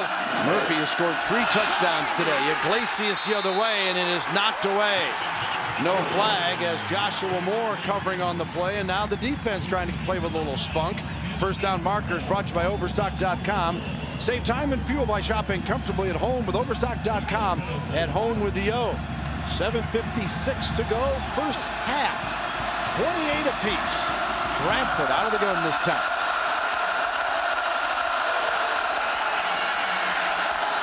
He's got a man wide open. No! Broyles, 50, and brought down at the 49 of Oklahoma. Ryan Broyles, the redshirt freshman from Norman, is stopped by Reggie Walker. Arena football doesn't score like this. This is truly remarkable. Kansas State blows coverage. Both defenders take the underneath receiver. Watch right here. 2 defenders here, and nobody covers to the next level down the football field. A measly 29 yards in the pickup. Murray, 50, 45, leaps over a man, and Murray sprints down inside the 30-yard line. What a tremendous block once again on the edge by Quentin Chaney. I mean, he did a tremendous job. He got a cut block, and that he hurdled right over that cut block. And on the edge, Gresham got the hook, and then down the field, hurdled right over Chaney's block. Brown shakes a tackler, stumbles across the 25-yard line, and how explosive is this one? Look at this. It's a first down every play. Yeah, every time the ball is touched, every snap of the football is move the chains. 2nd and 6 this time. Bradford looking, finding, and no, he did not have control of the football. Chaney, whether Broyles, and incomplete. Herndon covering on the play.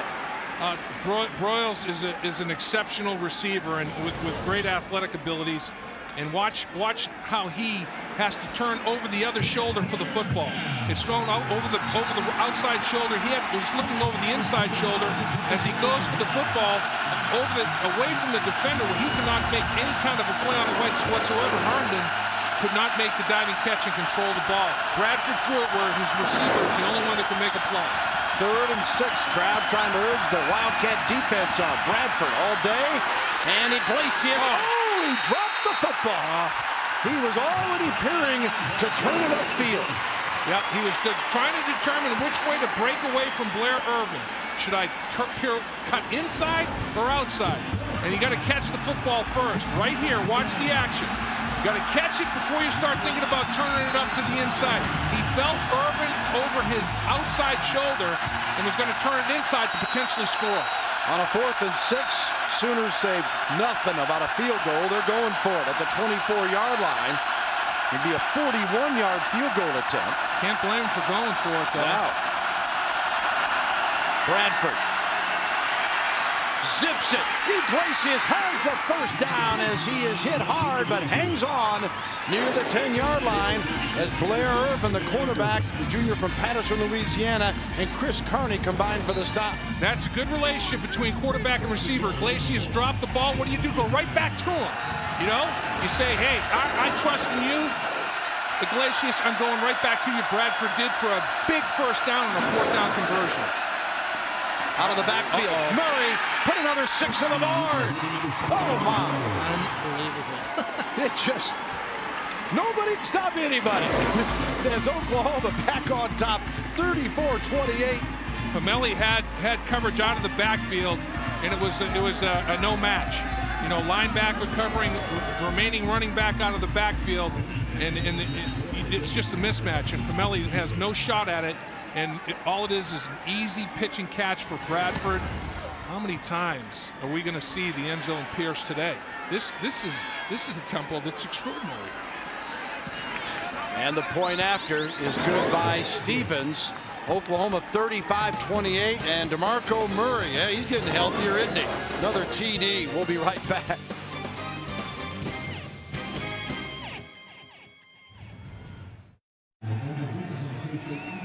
Bill Snyder Family Stadium in Manhattan, Kansas, on the campus of Kansas State University, the site of our college football Saturday. What a doozy here. Bill Land, Dave Lapham, along with Jim Knox. And the BCS rankings, speaking of doozy, 4 Big 12 teams in the top 8, including #1 Texas. 50%. How about that? In Utah and Boise State. You know, it looks like they're going to be BCS qualifiers. And remember, only 2 from the Big 12 can go. So it's going to be very, very interesting how this all sorts itself out down the stretch. Rankings presented by American Airlines, and the low kick. And Kansas State returns it. They'll have good field position here. Tomorrow night, be there live for the first show that breaks down the BCS standings, the official BCS rating show. Find out who's moving up, who's moving out, and who's moving on towards a berth in a BCS bowl game. The official BCS rating show tomorrow at 8 p.m. Yeah, the Big 12 has got 3 of the 9 remaining unbeaten teams nationally. Right. And they're all in the Big 12 South. So Oklahoma comes in here today, 4th in the BCS standings and 4th in the Big 12 South. That says a lot right there, doesn't it? I mean, that speaks volumes for the conference. You're in Aggie land as the Kansas State Wildcats trying to come back and see if they can tie it up. Freeman. Incomplete, intended for Murphy. Austin English put a shot on Freeman after he released the football, just to let him know he's around. But Josh Freeman has shown a powerful throwing arm, and he's shown a big, strong body that you can't take to the ground. But English rips him down, puts the right hand to that left shoulder pad, and rips him to the turf. Austin English is a heck of a football player. Remember, he's a high school running back. Yeah. Good training table. Now he's a defensive end. 6'3", 253, junior out of Canadian, Texas. 2nd and 10 here. Incomplete as Pierce would like another shot at that one. Yeah, that's a deal where last week in Colorado there were some drops. And how about the difference for Kansas State? They lose to Colorado 14-13. They're in a shootout in the first half, and this one 35-28. Oklahoma's more used to shootouts. I mean, they've been scoring points all year. This is foreign territory for Coach Ron Prince and his Wildcats. K-State, of course, Freeman down at A&M 2 weeks ago. They had a victory against Texas A&M. He was 234 yards passing, ran for 95, and ran for 4 TDs. Yeah. 3rd and 10 here for Freeman and crew. He finds again the Banks. He fumbles the football. Oklahoma's got it and recovering and picks it up. Nick Harris with the recovery, and the Sooners will get great field position at the 42 or 3 of Kansas State. Well, Coach Prince talking to the official, at first maybe he thought there was a face mask. Yeah. Banks, they were up around his shoulder pad area, around the headgear. And they're in the shoulder pad, not in the headgear. Now, as he's trying to break the tackle, he's trying to extend the football to get the first down, and the ball is ripped out of there as he's trying to make the extension of the football. That's just good hustle by Oklahoma staying after it. That was Keenan Clayton who got the knock away and caused the fumble. Bob Stoops sees his club with a 7-point lead, gets the ball back, Kansas and now State calling a timeout to challenge it. Timeout, Kansas State. It's their first timeout. I think he wants to talk about it.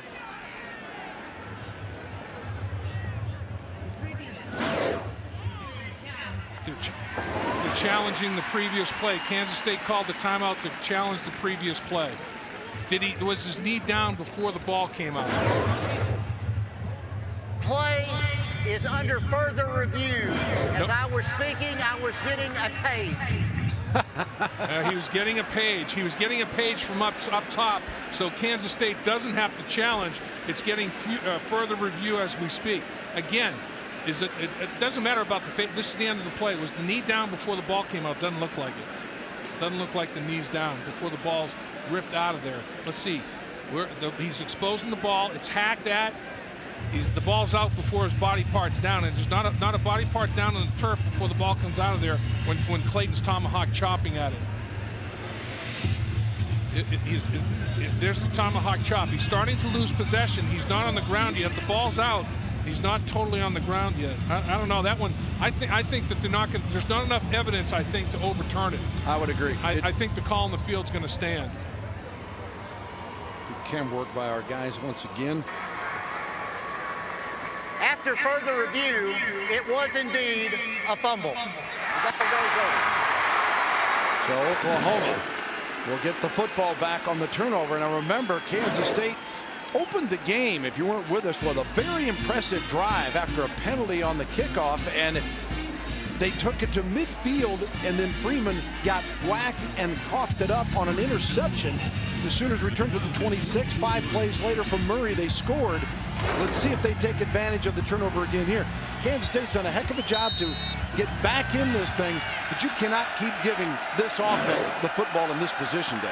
Yeah, really, and one of the big keys to the game was turnovers, valuing possessions, not giving extra possessions to Oklahoma, and making sure you take advantage of all yours. Kansas doing a number right now in Texas Tech, 42-14. Yeah, Red Raiders trying to stay unbeaten, keep their BCS hopes alive. Chris Brown with a carry to the 40-yard line for Oklahoma. Sooners coming in 6-1, 2-1 in the Big 12 South, and Walker made the tackle that time.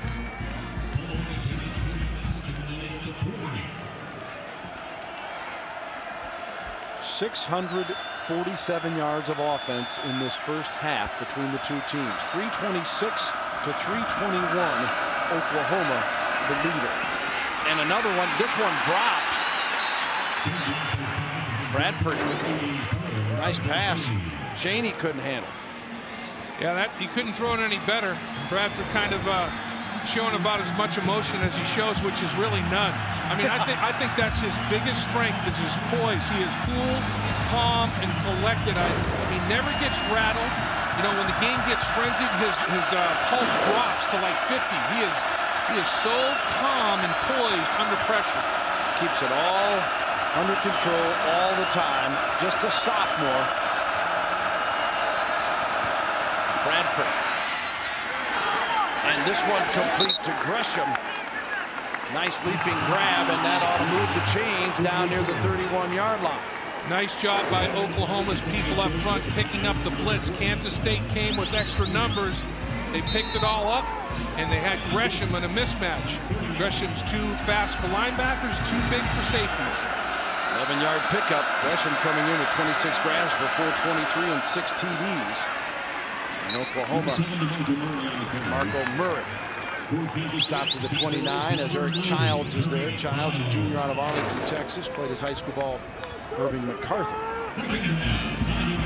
Boy, Oklahoma can just keep so much pressure on you. I mean, you know, look, the difference in the football game right now is the turnovers.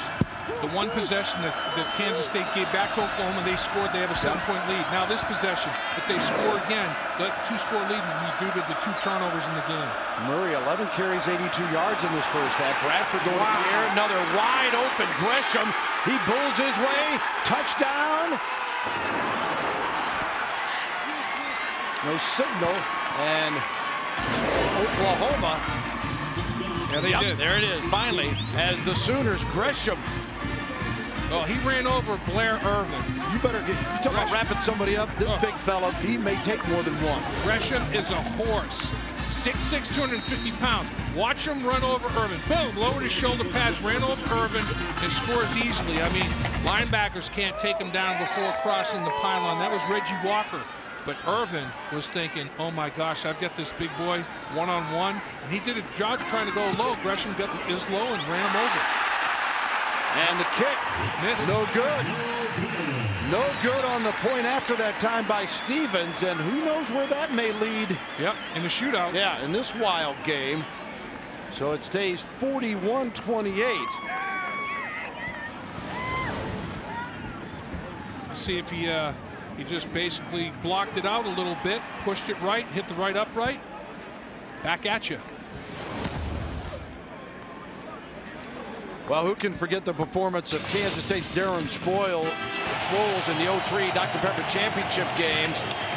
Wildcats all-time leading rusher gained 235 yards on the ground. He also went 60 in the air on an L. Roberson pass for a TD. K-State rated number 13, upset number 1 Oklahoma 35-7. And you might recall that was the year OU played in the BCS title game anyway. Right. Got beat by LSU down in the Sugar Bowl.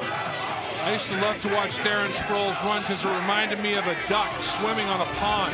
you know, look kind of calm from the upper body up, but his legs are going like crazy under the water, that duck. That's how Sproles turned those little legs over as fast as I've ever seen with that running style of his, and now having a great pro career with the San Diego Chargers. And remember, Dave, a lot of people wondered if he'd make it in the NFL. Yeah. You know? Well, he proved people wrong at every level, including the #1 level, the National Football League. Moreland to kick it off here after the TD reception by Gresham from Bradford, and out of bounds. Well, Oklahoma doing it running, throwing, and Murray's been right in the middle of it today. Yeah, Murray's starting to get some confidence back. You know, that it takes time. He had that knee injury, and returning kicks and just taking the control of the football in the perimeter. Look at him doing a little look like Edwin Moses there as a hurdler. Now you put him in the slot as a receiver. He's going to make somebody miss and take it to the house. And the person he made miss was Tyson Hartman, who's a pretty good athlete, former quarterback. You have a broken coverage or basically a mismatch coming out of the backfield when you have a linebacker trying to cover him out of the backfield. Pamelli had no shot at him, and easy pickings. And DeMarco Murray has been a complete running back today. And Murray with 3 touchdowns on the day and now 10 on the year. Freeman slides out of the pocket looking for Banks, and no flag. Banks felt that Clayton was messing with him. Banks got up signaling like he was throwing a flag, like he expected one to be there down the middle of the field. Did Clayton touch him? Clayton's kind of, there's no face guarding in college football. So, you know, it basically, Clayton, I can see why there was no call on the play.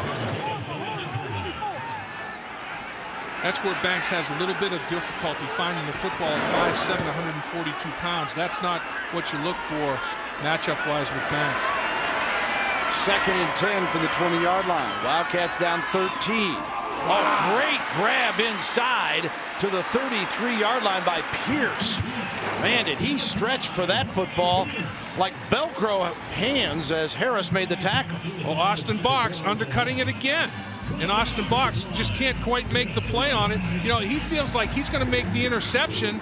Receiver takes it right out of his hands. You know, he can't win for trying. He's undercutting. That time he went over the top, not taking the proper angles. Not only allowing the catches, he's allowing a little bit after catch. Austin Box right now, they're kind of picking on him a little bit. 12 yards on the pickup that time. Intercepted to the 15-yard line. Franks right there to make the grab, and Oklahoma will knock on the door again. Josh Freeman never saw him. It was a throwback screen, and Josh Freeman never located him until he released the football. And Franks just was kind of lurking in the weeds. Here's the roll and the throwback, and he's, oh my gosh, look, he's there. He never saw him as he's trying to just throw that screen pass to his tight end Jason Cuba. And Frank says, it's not going to go to Cuba, it's coming to me. Short field again. 3 turnovers for Oklahoma, and potentially could score off of all 3 of them, and that could be the difference in this football game, those 3 scores. Franks, the sophomore out of Tulsa, out of Union High School down in Oklahoma, gets his 2nd pick of the season. And now Murray back to work at the 10, sheds a tackler, and runs out of bounds down inside the 5-yard line. And there's some other pushing and shoving going near that sideline behind that play. Good block that time by Gresham to spring Murray. Yeah, and the boys up front doing a good job too. I mean, nobody's getting off blocks. Once they're tying people up, they're just finishing blocks. As you can see, Oklahoma, everybody has a hat on a Kansas State defender, and Kansas State is not getting off the block. They have to be more violent with their hands, get off the block, separate, and make a tackle. 366 yards of offense for the Sooners as Murray cuts it back, nearly leans in, and does he? Yeah. Oh, just short. No signal. A little shy by DeMarco Murray.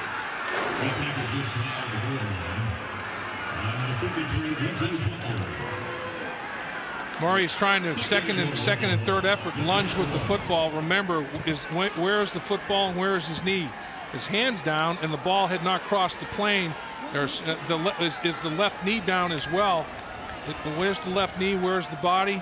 You know, you can balance yourself with your hand.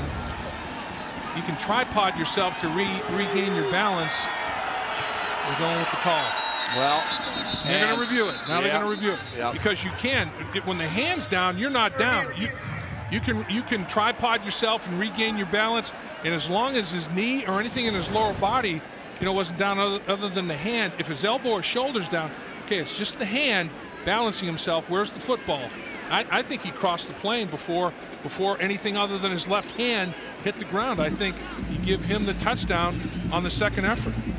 Well, Murray is 2 yards away from his third 100-yard game of the year, and we have 2:34 to go in this first half. Probably a moot point if they spotted at this 2-inch line. After further review, there's a reversal on the play. Touchdown. Yep. I think the official, when he saw the handbill, I think he immediately felt, okay, I saw something down before the ball crossed. But you can't. Like I said, you see return guys, you see receivers balance them, running backs out in space, make a cut, balance themselves with the other hand. So Murray with the TD, and Oklahoma 47-28 at the moment. 3 turnovers, 3 touchdown leads scored off of each giveaway. Difference in the game, turnovers.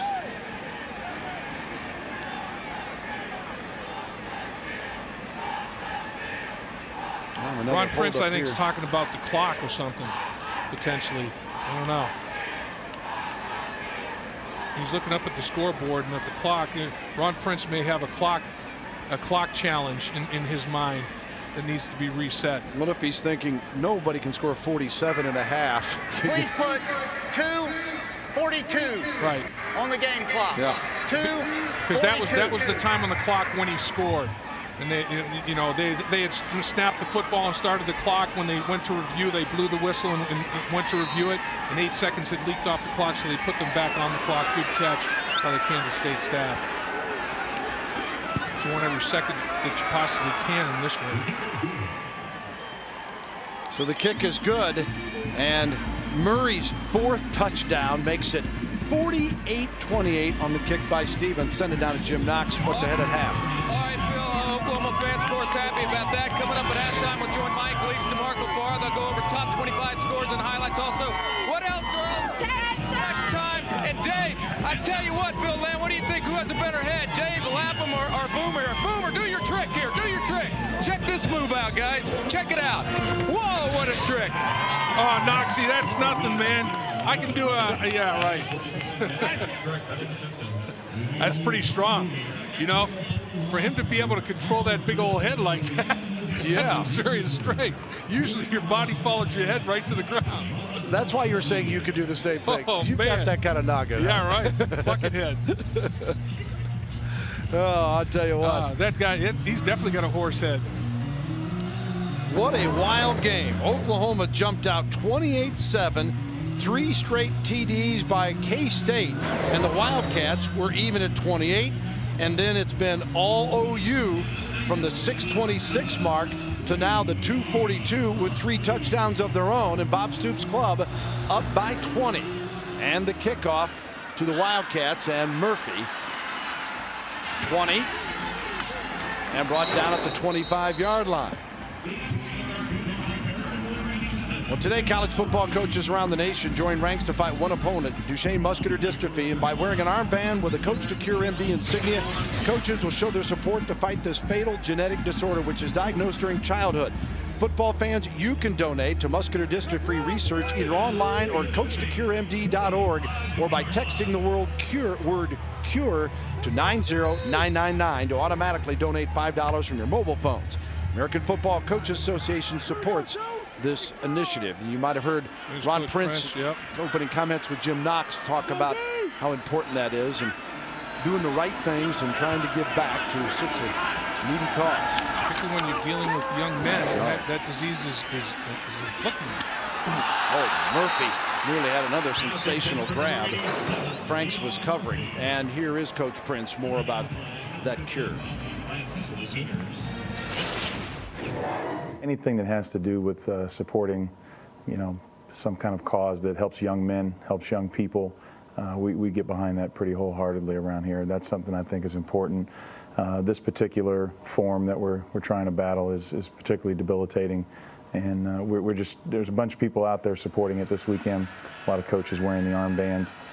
Try not to politicize, but the office of football coach, and I don't think that's what this is about. I think it's just trying to raise awareness and also show solidarity for something that affects young people, and we're wholeheartedly behind it.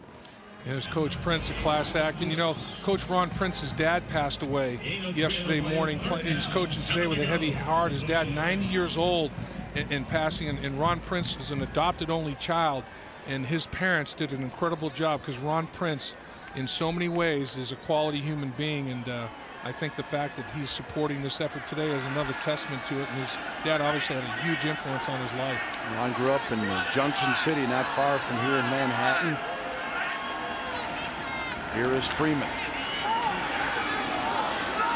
Incomplete on a 3rd and 7 from the 28. And now Ron Prince might be thinking, why'd I ask for any more time to be put back on the clock? Yeah, right. And one final thing with Ron Prince, he was talking about his dad in the conference call to us, and Bob Stoops is wearing the armband as well in support of the cause. But Ron Prince said, "My dad said I was nobody till the Army made me somebody." And he said, "I tell my kids, we're nobody until football made us somebody." And that's a lesson well learned from his dad. Whistle here will hold it up. Yeah, it's pretty obvious in talking to Coach Dead Prince. Ball start, offense, number 58. 5-yard penalty, 4th down. That he is more than coach speak in student athlete, and emphasizing the academics, and to make this experience really help these young men grow in so many ways. And most of the coaches are doing that, but he has really made a strong effort to let that be known that that's all part of the deal here at Kansas State. He's interested in creating the whole person, not just the football player. He doesn't want football to define a person. He wants it to be part of the person. He wants it to cultivate the whole person. Fulhag with the punt, and Broyles on the punt return. Watch out, 45-50, Broyles got by another man, 30, Broyles will cut back, 15-10, touchdown Oklahoma. I don't see any flags. Oh, mama, the Sooners are rolling. Well, the guy that missed him, the final miss was the punter, Fulhage, and we know that he's not going to allow the punter to miss him in space. And this is just Broyles is a gifted athlete. Here he's coming up on Fulhage right here. Whoop, there he goes. There goes the punter. Last man that can make a play on him. Cuts it back inside, picks up some downfield interference, and finishes. Great, great return by Oklahoma that just now 54 points. Over half a hundred at the half. Amazing. Bowers made the key block there that helped him out as Stevens comes on for the point after, and it's good and unbelievable. It's 55-28. Well, watch the punter as he punts the football. Watch. He's gonna show up in here, and he's gonna be all by his lonesome against a quality athlete. Nice little peel back there. Now it's like, whoa, hey, this is not what I signed up for. I just signed up to kick the football. I didn't sign up to have to tackle this guy in the open field. And Broyles makes a miss, and it's finalized for a touchdown. What a great play. And the coverage not sound enough for Kansas State in terms of their lane responsibilities, and Broyles abused it. So, Dave, you've got 3 turnovers that have led to touchdowns. The Kansas State, right, the 3 turnovers, and now the kicking game, the special teams comes back in. So, again, there's your difference. There's 28 points, and it's 55-28. Well, let's take a look at the keys, what we had for keys for Kansas State. Score a non-offensive touchdown. Oklahoma did that. Don't turn the football over and get some. They have no takeaways and 3 giveaways. So obviously, two of the three keys to this football game have gone in Oklahoma's favor instead of what Kansas State was hoping to get done. And Moreland kicks it off again. How's his leg this afternoon? Down to the 3. Murphy cuts it back up. He's got a little space and then spins to the 30-yard line as they close in on him. And Dominic Franks making the tackle there. 27-yard return, and K-State gets it back, down 27. Highest scoring game in the Big 12 this season. Well, halftime.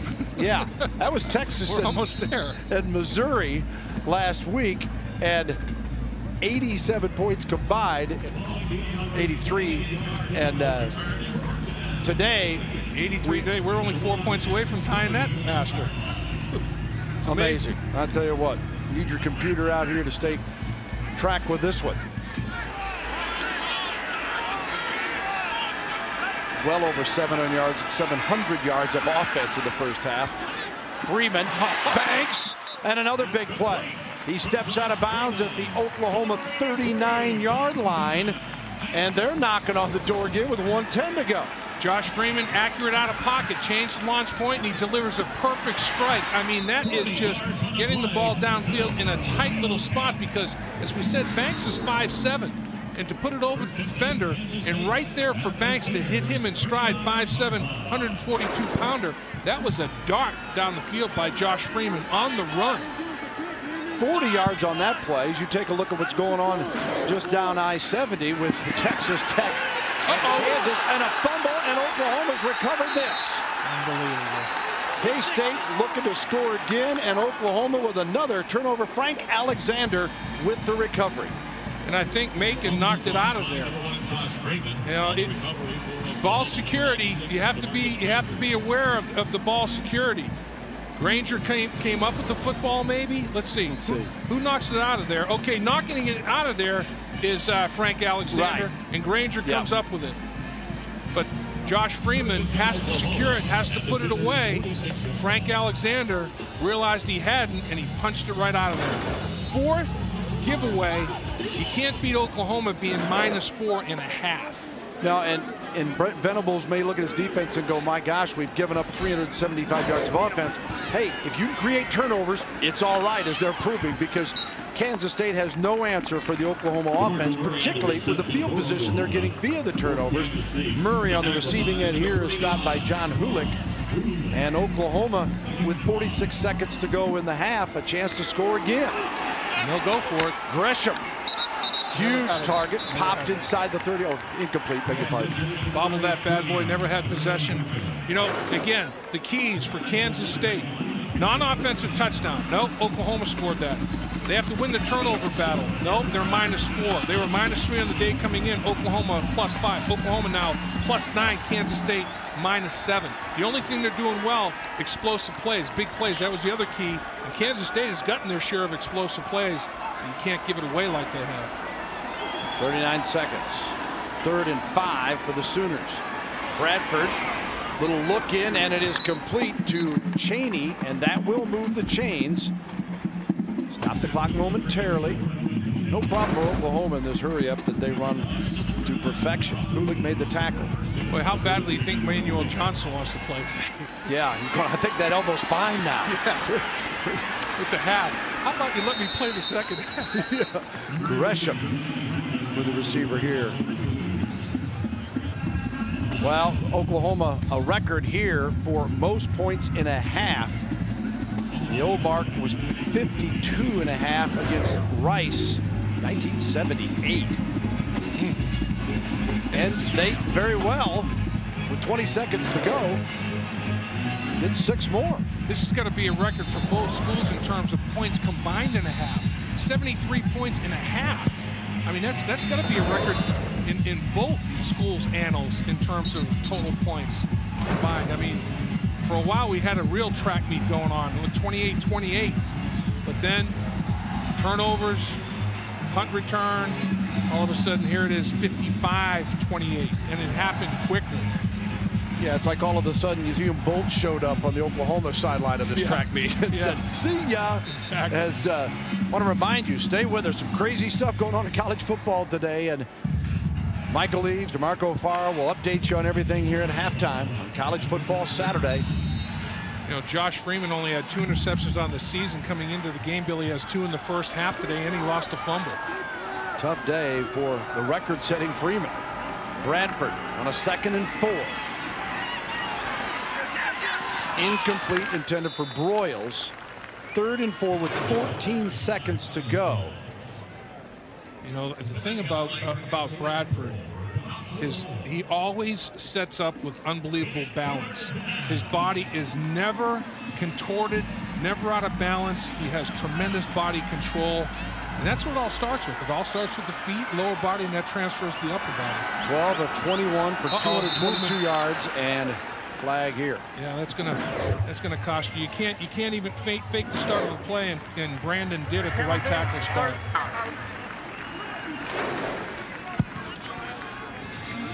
Even if you're in a 2-point stance, you can't set back like you're faking the start of a play. So 3rd and 9, that's not the big deal. It's 14 seconds remaining. Bradford rolls out, sets up here, in trouble. Shovels it to Murray. What a play. Almost a great creativity there. If Murray grabs that, who knows the way it's going. Kidding. I mean, you're not kidding. And look at his half. This was almost a Brett Bradford, like Brett Favre. Yeah. Because Bradford, how many times have you seen Brett Favre do this kind of thing? You know, extend, create, and that little shovel pass at the end. And Bradford almost did the same thing on the perimeter of Murray. 4th down and 9 with 6 seconds to go in the half. Bradford rolls out again at the 50. Hail Mary. Give it a shot. And that ends the first half. Shocking that somebody didn't catch it the way we've had this one go. Man. Ron Prince saw his club down 21, come back to tie it, and now trailing 55-28 at the half of college football Saturday in the Big 12. And the Stars are out. Murray's got 4 touchdowns. Bradford has scored 1, thrown for a 3. We've had punt return for a score. Let's send it down to Jim Knox with Bob Stoops. Coach, you got extremely pleased, especially after they tied it up. You guys spin it in another gear, close to 400 total yards in offense, 4 turnovers, your defensive calls on defensive side of the ball. We're fortunate to come up with the turnovers. That makes a difference. He scrambling around, he's making some plays, and they made some big plays on us. And offensively, we're really, run and pass doing pretty well. All right, DeMarco Murray had a huge first half. Your thoughts? Yeah, the guy's a special player, and he's just hitting his form, and hopefully has another big half in the second half. Thank you, Coach. Right now, let's head to our college football Saturdays and join Michael Eaves and DeMarco Farr. It is halftime. Oklahoma all over Kansas State, 55-28. Michael? All right, Jim, thanks. Welcome to the College Football Saturday halftime show. 83 points in the first half. I'm out of breath. DeMarco, the fans in Manhattan went to a football game and a track meet broke out. Absolutely, but this game favors Oklahoma. They ran 97 plays last week in a shootout with Kansas. This is what they want. Bob Stoops wants to light up a scoreboard.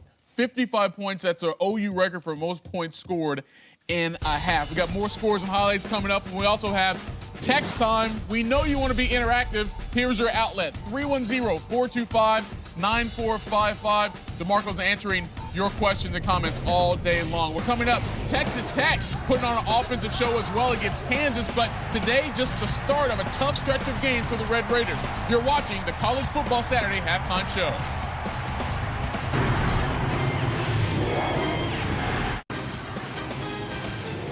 Welcome back. College Football Saturday for the Big 12, presented by KFC, and we are at Bill Snyder Family Stadium on a beautiful day for college football. Nothing pretty for the Kansas State Wildcats. So is Oklahoma 55-28 at the half. Bill and Dave Lapham, we needed to recover from that. Fast break football. Yeah, and it's been like 3 different games. OU jumps out, K-State responds, and then OU smothers them. And K-State self-destructs. Yeah. And that's the reason that basically OU has got the big lead that they have. In the first half, they're enjoying a 28-7 lead is Oklahoma. And then Freeman goes to Brandon Banks for 77 yards down the sideline to make it a 28-14 football game. Kansas State caught him in the blitz. They catch him in the blitz again.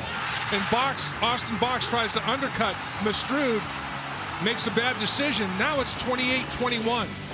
I'll tell you a guy that was consistently excellent all first half long, though, is DeMarco Murray. Rushed for 102 yards, averaged over 7 yards per carry. And here he cuts a little swing pass touchdown.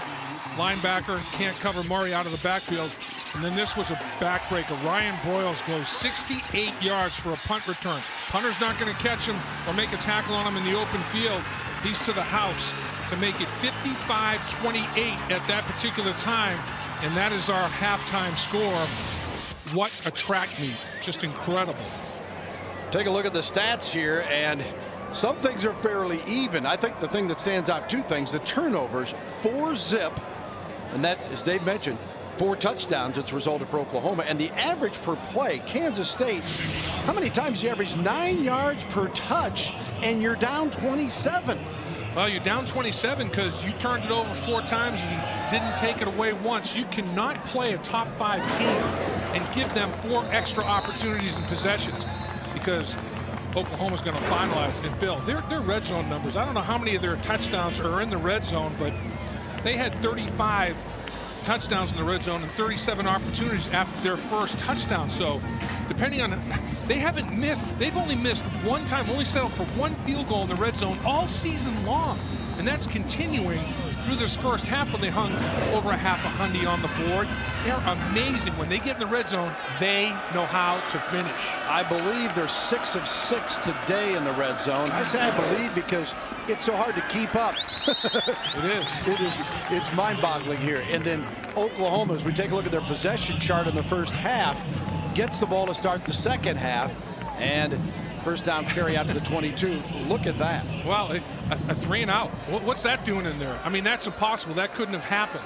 2 punts, and then the rest in the end zone. Unbelievable execution. Bradford. Incomplete here as he took a hit.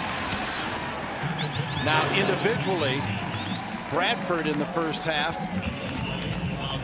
222 yards passing. You know, 3 more touchdowns to his credit. DeMarco Murray, almost 100 yards rushing. I think he averaged over 7 yards a carry. And Gresham, big target, big factor, mismatch waiting to happen. That's the thing. Oklahoma's got mismatches up and down the line of scrimmage in terms of their skill people for mismatch potential. 3rd and 9 for the Sooners here. Obviously a big set of downs for Kansas State. They've got to slow Oklahoma down. And they get Bradford, but he unloads it. So he avoids the sack as Gresham, the nearest man to the football. Shows you the strength of Bradford as Campbell had him there but couldn't quite pull him down in time. Let's revisit our scouting report here, Dave, from days in. And first of all, for the Sooners. Well, they certainly did a good job avoiding the negative plays. They had no sacks allowed and no turnovers. Pressured Freeman. They got a couple interceptions. Did a pretty good job there. 3rd down, they weren't quite as good as they hoped to be there, but they didn't have to be. They were so dominant in the other phases. Murphy is deep as Nall, the punter. Fair catch, and Kansas State 3 and out, and as a result, good field position on the punt exchange, and they'll have it at the 42-yard line. Here's their crazy first half. Well, there it starts with a turnover, and then you have turnovers, you know, down the stretch that just you cannot live like that. And the final possession's a turnover as well. You can't live like that. Now they had some big plays. You know, they didn't run a whole lot of plays in any one of their opportunities, but they had, you know, a 2-play touchdown drive. And those things were positive. They did have some explosives. 334 yards of offense in the first half. Freeman trying to hook up with Banks, and Freeman, who became the all-time touchdown career leader here for K-State in the first half. But you mentioned 2 interceptions in the season, and he gets 2 in the first half. Right. And, you know, no running game to speak of, and that the only time they were a threat is when they spread the field and threw it down the football field. And Brandon Banks, you know, he had a big half, and a lot of it was that 77-yard touchdown reception that just kind of ignited Kansas State for a little while. Freeman, good protection. Oh, just missing to Banks again. Adam. Wow. He had Harris. Banks had Harris in coverage. And Harris is a safety. And Banks can outrun a safety. Banks has got speed. Banks gets separation. Harris is pretty decent coverage there, though, but Freeman throws a strike, and Banks can't handle it. And as you look at the shadows, the way the shadows are being cast, I think he fought Sun a little bit. I think he had a hard time finding that football. And Harris was a first-team all-conference defender at that strong safety. Last week played the linebacker slot to fill in after Reynolds was knocked out in the Texas game, and now back in the safety position. Meanwhile, they come back in the throwing game. Kansas State. Box makes the tackle on Pierce. And let's revisit the scouting report of Kansas State. Yeah, this one's going to be a failing grade, I can tell you that before we start. Non-offensive touchdown, they didn't get one, but Oklahoma did. Explosives, they were good there. That's the only positive of the half. And then turnovers, you know, they didn't want to have any, and they wanted to force them. It went just the opposite, and Oklahoma scores a bunch of points off those giveaways. Timeout is called here. We'll take a break as well. College Football Saturday presented by KFC. We'll be back in a moment.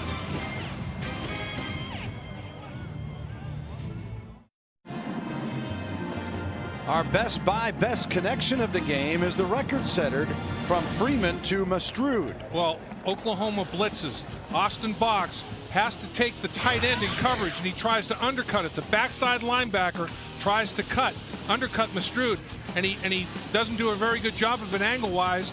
Ball is over his head. He gambles. No go there. Mastrud takes it to the end zone, and there's the record setter for Josh Freeman. You know, sometimes you live by the blitz. Sometimes they call the right play into the blitz, and the execution's not quite there. It happened more than once for Kansas State. They got a little bit of a roll against the blitz in the first half. Freeman, career TD pass number 38, passing L. Roberson. Freeman in trouble here. Unloads, wow. Got a man, it's Mastrud, and he's got the first down. Now that's a fourth down play, Bill, and they could not get Freeman on the ground. That's what we talked about. Out of pocket, in pocket. We saw the run that he had in the first half when they couldn't get him on the ground. And the pressure is there. And, you know, I mean, there's pressure from all over, but nobody has really a big enough hold on him to take him to the turf. Granger tries, but he's so strong as he's falling backwards, completes a pass to Mastrud. 6'6", 250, keeps the K-State drive alive. And on the ground this time, as they're trying to establish something in that ground game, because, as Dave mentioned, they're pretty much non-existent. They had 13 rushes, 34 yards before that play. Travis Lewis makes the tackle here. Yeah, I mean, Oklahoma showed a little bit more balance. They were able to run the football and throw the football, and that's what Kevin Wilson wants. I mean, that's their MO. The more balanced they are, the better he likes it. K-State was one-dimensional. Second and long. Freeman, they got him this time and throw him to the ground. His mark will be the 50. Gerald McCoy coming up with his 6th sack of the year. Yeah, you have a problem in here. I mean, I'm not sure if there was an assignment error or just a breakdown. I think the left guard thought the center was sliding his way. He gave up the inside rush. That's unusual. You just can't do that. And coming into this football game, and the one area that Kansas State had been outstanding was not allowing sacks on the quarterback. I mean, they'd only given up 4 all season long. The Sooners' defense and the sacks, turnovers have been huge, with 4 today. And now on a third down. Too much time. Yep. Delay, offense, 5-yard penalty, third down. You know, in 7 games, Kansas State had given up 4 sacks, a little over half a sack a game. That was second in the conference, third in the country. And coming in, Oklahoma had 26 sacks, Bill, first in the conference, 7th in the country. So that was an interesting matchup. Who was going to be able to handle that phase of it, pressure protection stuff, and it has been a good battle. 55-28. Now 3rd and 21 for Freeman. Pierce tries to make a play. 40. And shy, needed to get to the 34-yard line. But it's makeable. Now you can go for it. Yeah, now 4th down, and obviously they'll go for this if they were going for it before near midfield, as Clayton makes the tackle. On 3rd and 21, if they had thrown an incompletion, you got to punt it. But you pick up 19 of the 21 yards. Now you can go for it. And that's just an outstanding throw. You know, you have receivers that know where to settle in zones between cornerbacks and safeties, and Josh Freeman throws a strike. 4th and 2 now. Freeman, Dole, knocked out of bounds, but moves the chains as Logan Dole, the freshman out of Garden Plain, Kansas, stopped by Brian Jackson. Well, instead of picking up the blitz, he just takes off out of the backfield. So he doesn't do anything with the blitzers coming up the middle, and it's an easy read for Josh Freeman. He just feather touches it out there, and it's a little pitch and catch. Once again, a great call by the offensive coordinator, Dave Brock, against the blitz. 1st and 10 at the 28. Kansas State, first possession here in the second half. Dole, nothing doing. Granger makes the stop. Dole gets stopped cold. You know, it's really the difference in this football game. Another factor. One team has been able to come off the line of scrimmage and impose their will a little bit in the running game. The other team hasn't. They're missing Kansas State Lamarck Brown, a sophomore from Hazelwood, Missouri, who is a pretty good running back that hadn't played now in the last 3 games, and he ran for 137 yards earlier this year against Louisiana Lafayette. So and they're also missing Jordan Bedore, the center. That's a heck of a challenge. So some depth problems there. Across the middle, and incomplete, intended for Mastrud. Lewis covering on the play.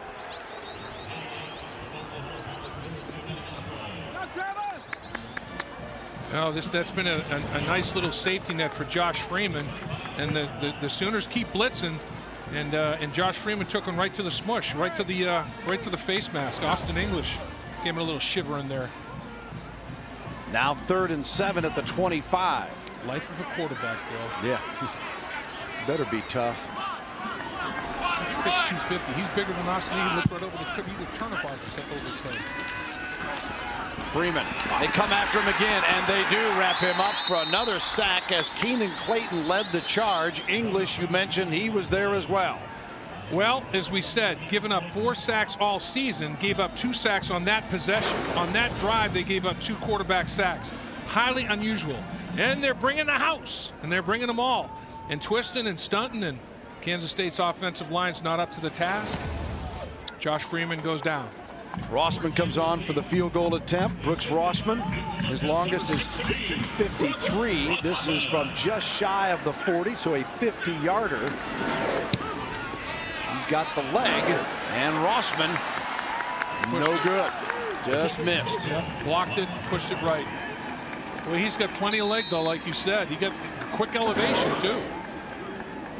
We come back, it'll be Oklahoma possession with 9:21 to go in the 3rd quarter. Sooners 55-28 leader.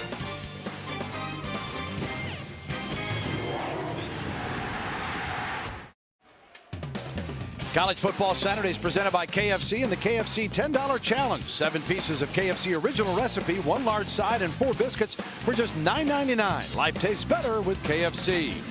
And the first down markers brought to you by Overstock.com. Save time and fuel by shopping comfortably at home with Overstock.com. At home with the O.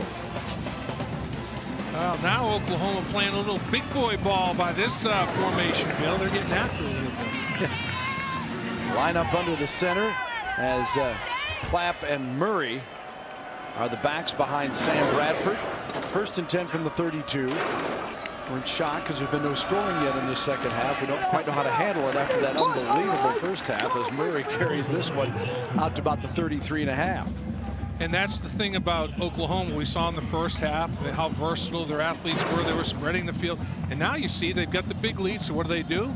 They bring everybody in between the hash marks and they play big boy ball. You know, they got the beasts in there. They got 10 people in tight and one. They're not spreading the field here. They're pounding. Take a drive, maybe say, all right, can we just wear you down? Well, it opens things up in the passing game, and it is incomplete. Went to Rattery, a little play-action pass to the tight end Rattery, and he just could not quite make that one-handed catch. He got the hand on it, but could not control it and bring it in. It'll make it a 3rd down and 9.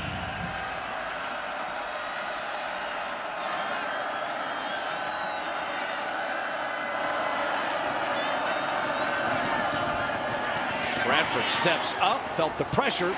Murray running without the football, can't hang on. So Kansas State gets a couple of stops, but they missed on a field goal attempt in their only possession of this half. And a rarity for them, gave up 2 quarterback sacks on 1 possession. Again, they'd only given up 4 for the season. And we've seen how tough Josh Freeman is to bring to the turf. 6'6", 250 pounds. When he sets up in the pocket, it's like a tree rooted in there. So Null will come on for the punt. Stands on his own 19. Deion Murphy is deep. High snap. They come after him. Got a piece of it. And it takes a K-State bounce. So we mentioned 7 blocks on the season. Make it 8 as they get a piece of this one. And Kansas State will get excellent field position. Yeah, you know, high snap, and now you have a punter under stress, and he just kicks it right up the elevator shaft, just kind of shanks it. Welcome back, 55-28. The Cat Cannon has been firing, but not enough for Kansas State fans so far here today as the Wildcats trail it by 27. Bill Land, Dave Lapham, Jim Knox with you here in Manhattan, the Bill Snyder Family Stadium, as the Sooners, beg your pardon on that kick was not blocked, but Null literally felt the pressure and kind of shied away, and then the poor kick gives Kansas State the ball. 1st and 10 on the 37. Here's a low snap, and Dole gets the handoff from Freeman, and he's stopped for doing game. Yeah, Ernie Pierce is the guy that pressured the punter, and Ernie Pierce has been involved in a lot of the blocks. Ernie Pierce and Courtney Herndon have combined. Ernie Pierce came off the edge and kind of made the punter hurry off the high snap, hurry his technique, and hit it off the side of his foot. Here's where numbers are deceiving. Freeman's had wow, he's thrown for 375 yards. Great there. Well, no, the 2 picks nullify some of that. And the fumble. And the fumble. Now, Dave, everyone agrees that I think Bradford and Freeman, of all the Big 12 quarterbacks, are probably the 2 most NFL ready. And you compare Freeman to another guy that came out of the college ranks. Now, this was the #1 pick in the draft last year, or a couple of years ago, for the Oakland Raiders. And look at the comparison. Size-wise, arm strength is very comparable. I think Josh Freeman may even be a little bit more athletic in terms of being able to throw on the run like he is right here. And it'll be an interesting decision for Josh Freeman to make about the National Football League. Nearly had that one caught and picked off as it went into some dangerous territory there. Now, he can't do that on Sunday. Put one up for grabs like that. He's going to make a little bit better decision. But, you know, really think what senior quarterback. It's going to be determined by which underclassmen come out. And because there's not really a senior quarterback that's a guy that's can't miss guy. And Josh Freeman, I think, has potential to be a pretty good guy at the next level. Now, if he's not sure about what he wants to do, we'll hear from him a little bit here soon, but it's going to be interesting. He's going to have to do some due diligence because if he decides to come out, he may be the guy. Of course, Bradford could come out. He is a 3rd-year sophomore. Right, redshirt sophomore. Yeah. As Murphy with the reception here, and that will move the chains, taking it down to the 25-yard line. Frank's covering on the play, and Deion Murphy's having a big day. Came in with 16 for 244 and 2 scores. And Murphy with a pair of touchdowns already today. And Colt McCoy has said he wants to stay for 4 years. He said he's not coming out. And Chase Daniel, in a lot of scouts' estimation, isn't even a day 1 guy, isn't a top 3 round draft pick guy. So, you know, it's going to be who's coming out and who's not. It might be between Bradford and Freeman. Dole breaks a tackle and another and slips it all the way down to near the 15-yard line. And Lindy Holmes making the play. But you look at Bradford, he doesn't have the girth. I mean, he's not as big as Freeman, not anywhere close to 250 pounds, but he stands a solid 6'5", you know, not 6'6", 250 like Freeman, but he's got plenty of pocket presence as we take a look at one of the better runs of the game for Kansas State. He definitely has pocket presence and a touch and a quick release. Dole again as the Wildcats trying to get that running game going and pick up the 1st down on a 2nd and less than 1. And 1st down, K-State, 6:27 to go in the 3rd quarter. Tell you, you know, you can't take your foot off the gas if you're Oklahoma.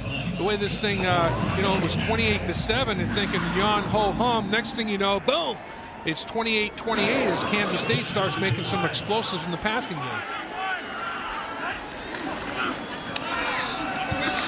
Dole again taking a couple with him. Down to the 5-yard line. Lewis makes the tackle. And now Jim Knox with a free creditreport.com sideline report. All right, Bill, not in the game right now. Defensive lineman Gerald McCoy right here walking on the sidelines to the left of him, 93, injured his right ankle, trying to walk it off. It looks like he could be back in, guys. Hopefully he'll continue to make the game, Knoxy. Knoxy, you okay, man? That seemed like a tough body surf as you were rolling through the stands, bro. You all right? No problem. I'm still trying to find my wallet, though. If you guys see it, just let me know. On a 2nd and 3, Dole finds his way to the end zone. Logan Dole, the freshman, gets his 3rd touchdown of the season. He threw a touchdown pass earlier. Now he scores one on the ground. And he had one against Texas A&M as he rushed for over 100 yards in that game. Pretty good blocking up front. Some of the offensive linemen pulling and leading the way, and Dole gets to the edge and lowers those shoulder pads and finishes. He smelled the end zone on that one. He knows what he's doing. He's a clever running back, and again, a true freshman. So Dole, a 5-yard TD run, and Rossman with the point after attempt, and Kansas State scores first in the second half. And it's a 20-point game, 55-35. A lot of talk about guys going pro and who's suited for it. And Dave had a chance to ask Josh Freeman just to how much does he consider the opportunity that might go to the NFL for next year? I mean, it's always in the back of your mind. I mean, you dream about playing in the NFL as a kid. But, I mean, right now the task at hand is being the quarterback at Kansas State. And as long as I'm able to do it, foreseeing maybe the next year, through that in my senior year, yeah. So, I mean, I'm planning on being here 4 years, you know, and I mean, there's not really a whole lot that can change that, but I mean, I'm just got to play it out. I mean, there's nothing that worrying about the NFL is going to fix. I mean, you just got to worry about what you're doing right now, and everything will take care of itself. And you see some of his numbers, Bill. I mean, he's rewriting the record book as we speak. I mean, this kid is a tremendous football player, and he doesn't have the pressure financially. I mean, you know, it's not a situation where he has to go to the NFL because he has to take care of himself and his family in dire straits or whatever. So he can make, you know, an educated decision that's best for him individually. But at some point in time, you do that due diligence. If you end up being, you know, somewhere in the top 5 or the top 3, now you have to think, if I come back, what if I get hurt? What quarterbacks would I be competing against in the draft the following year? You have to go through that whole exercise and just sit down. He's plenty smart enough to make that kind of decision. Rossman with the kickoff here, and plenty of leg from him, and Oklahoma with a touchback, and they'll get it back 1st and 10 at the 20. Player down out about the David 20. Sims, it looks like. 3-yard line for the Sooners. Like he was rolling around. Is it? No, it's not Sims. It's 18. Is that Gresham? Yeah, it's Jermaine Gresham. Wow. Can't afford to lose him. Lose him on a kickoff return would be catastrophic.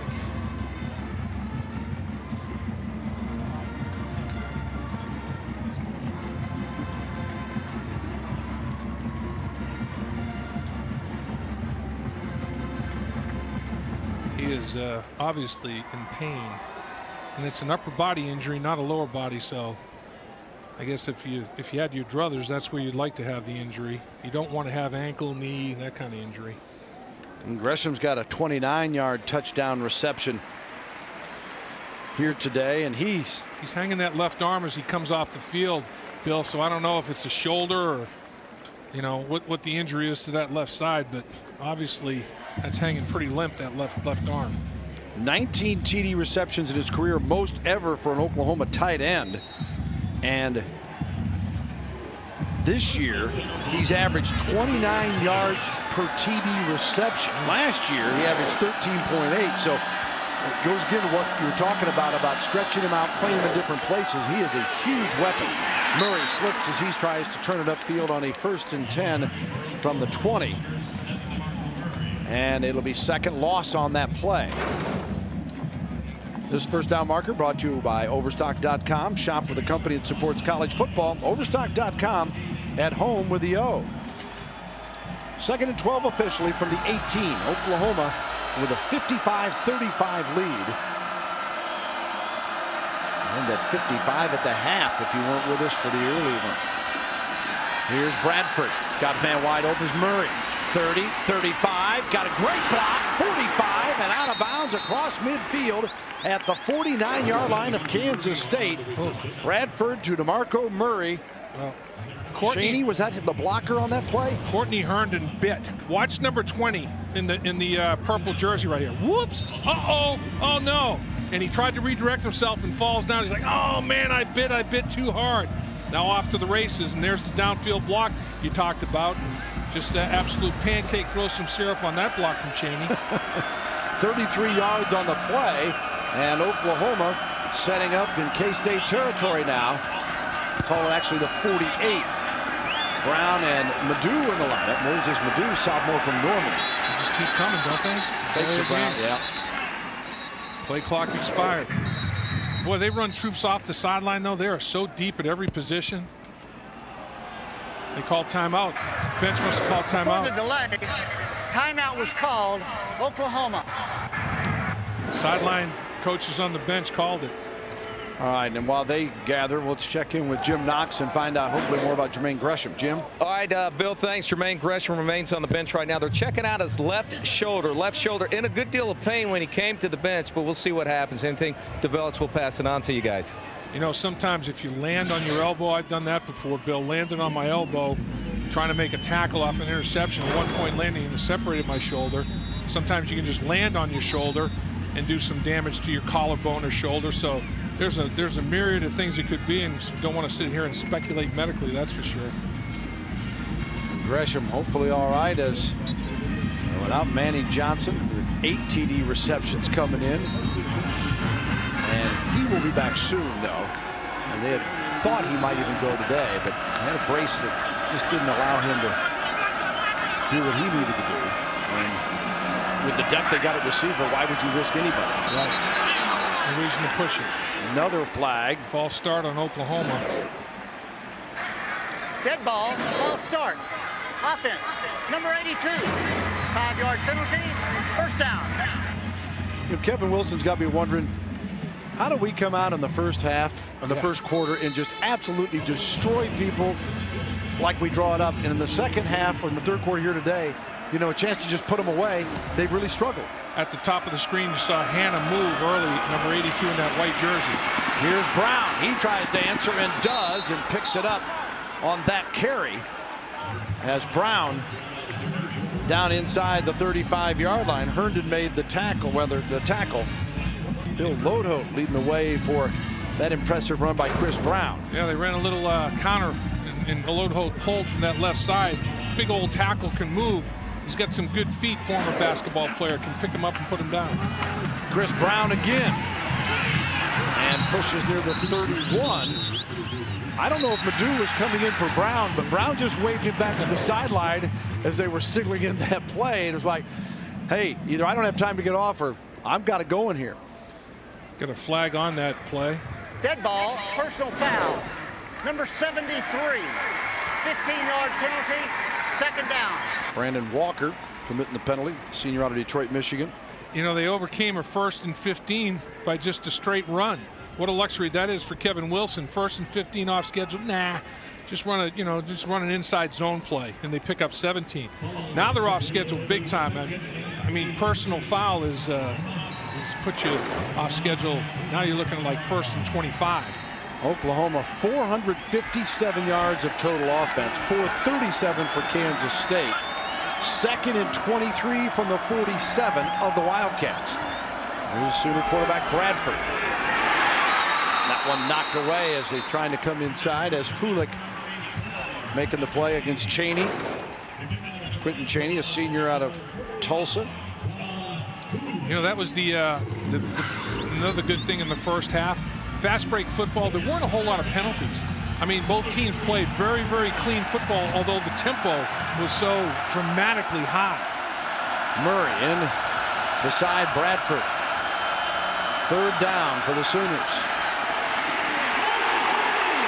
Flag thrown. Bradford 40, 35 and out of bounds. You got a hold on the edge. Gotta be. Yeah, that's Trent Williams. Put the big old grab on him on the edge.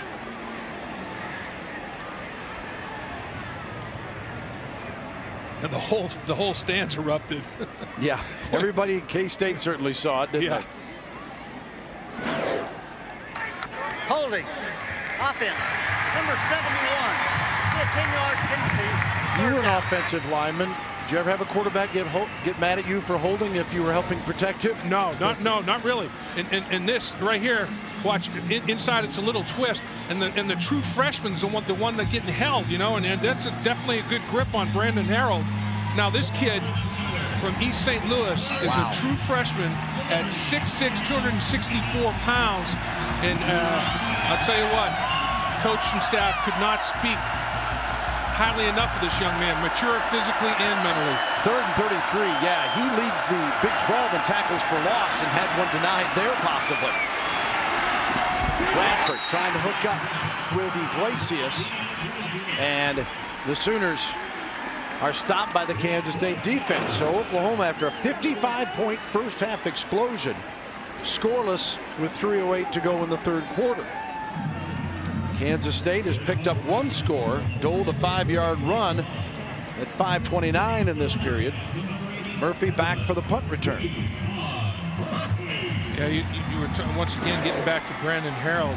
10.5 tackles for loss, Bill. Leads all freshmen. Number 1 in the Big 12, number 16 in the country.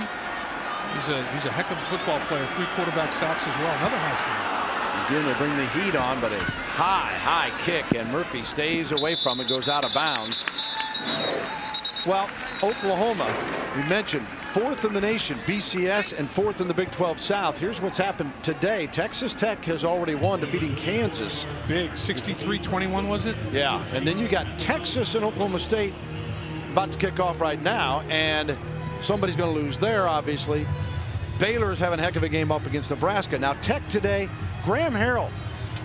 Nobody mentions NFL with this guy. What's your thoughts on Graham Harrell? Just absolutely record-setting every time out. And you know, everybody's knock on Graham Harrell. Look at the numbers again today. 5 more touchdown passes. That he's a system quarterback.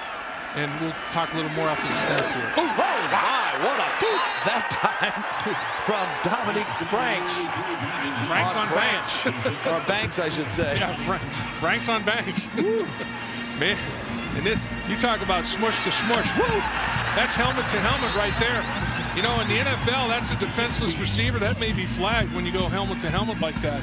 That's pretty darn good contact. But Banks just popped right up. I mean, he's like, hey, I'm a tough little sucker. Come at me again. He's listed as 5'7", 142, the junior from Garner, North Carolina. Frank should be ashamed of himself for picking on that little guy. He's like, hey, that little guy burned us today. No doubt. Logan Dole with the carry. You know, back to Graham Harrell. I think he's definitely draftable.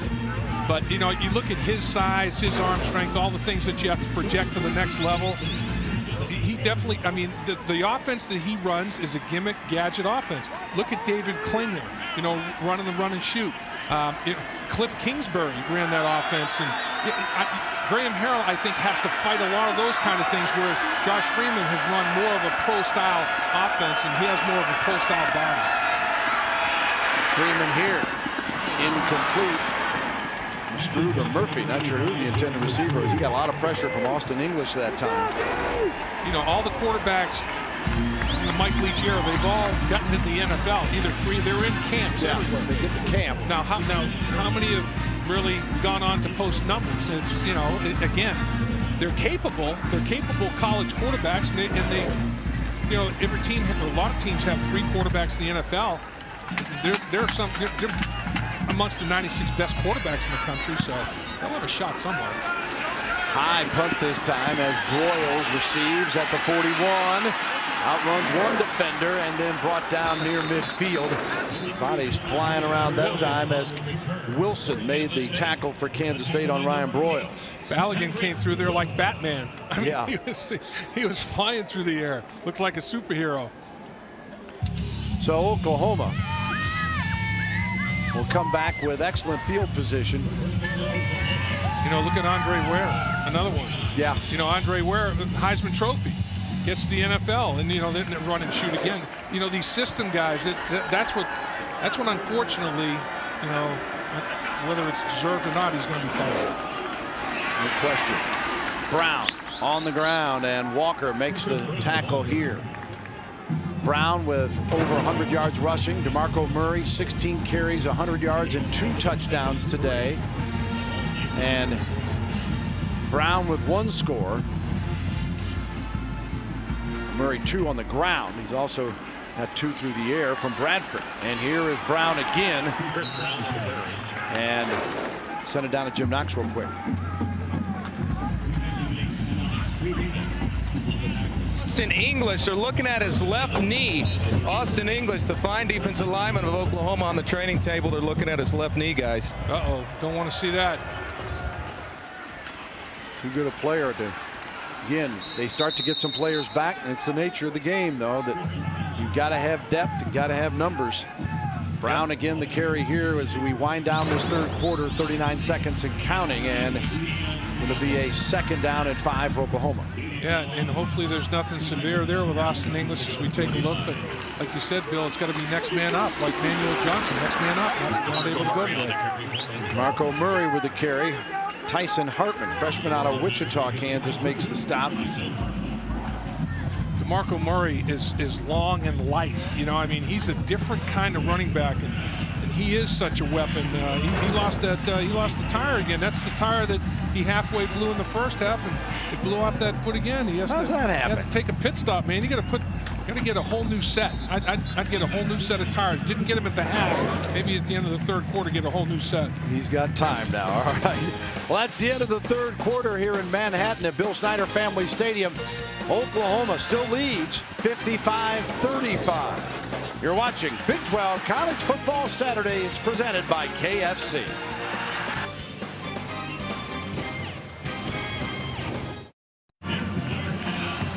Homecoming at Kansas State. Wildcat students hanging in there with their club down 20. We go to the fourth quarter, and Oklahoma with the football on an impressive drive, and the handoff to Madu. And our KFC game summary kind of tell you the story of what we've had here today, with a wild first half that in fact was an Oklahoma school record with 55 points. And the running game, look at that. 2 100-yard rushers in the same game. That's getting it done at the line of scrimmage. Freeman, very, very productive, but he also had 2 interceptions and lost a fumble. Those 4 first half turnovers, 3 of them were on Josh Freeman, but he has put up some big play numbers. Brown, a season high 124 yards rushing today. His previous best 107 in the Washington win. As Madu gets another carry here. And it'll be 2nd down now and 8 for Oklahoma. Fourth quarter just underway in Manhattan, Kansas. Bradford. Yeah. And Madu makes the most of it. He picks up the first down as Carney forces him out of bounds. Now, you know Bradford wasn't going to keep that football. I mean, but he made him think just a moment, didn't he? He did. He attacked the line of scrimmage, and he said, I'm not paid to run it. Watch him attack the line of scrimmage, and then pitch it right and say, okay, this is what you're paid to do, not me. I'm a guy that likes to throw that bad boy, and boy, can he throw it. What a touch and accuracy he has. As a result, Ian Campbell bit just enough, and Madu got outside of him for the first down. And now Madu sneaking his way down through the 5. And see where they spotted as Carney makes the tackle. You know, it looks like DeMarco Murray is probably pretty much done for the day. And it's good to see him continue to get comfortable and confident with the cuts that he can make. Yeah, here's Madu. And broken ankle tackle. And stopped near the 3. Yeah, Murray with that offseason surgery, and the coaches said, hey, he is healthy. He's 100%. But Bob Stoops says, I think every day, every week, every game, every practice that you get further away from that injury, he's going to feel better physically and mentally, most importantly. It's reflexes, it's reaction, and you just have to get back to game speed. It doesn't happen overnight. It takes a full year, sometimes a year plus. Ooh. Bradford in the end zone, knocked away as intended for Ryan Broyles, and covering Joshua Moore on the play. Joshua Moore has been the most consistent player in the secondary for Kansas State all season long, and he had great position right there. He basically used the sideline as the 12th defender, and it was a nice job right there. Joshua Moore. So Stevens will come on for the field goal attempt. Stevens, because they've been so productive in the red zone, only not scoring one time, and the bulk of those touchdowns, he's been limited 2 of 4 in field goal attempts, and he hits this one and makes it 3 of 5 on the season and gives the Sooners 3 more. Their first points of the second half. It's 58-35.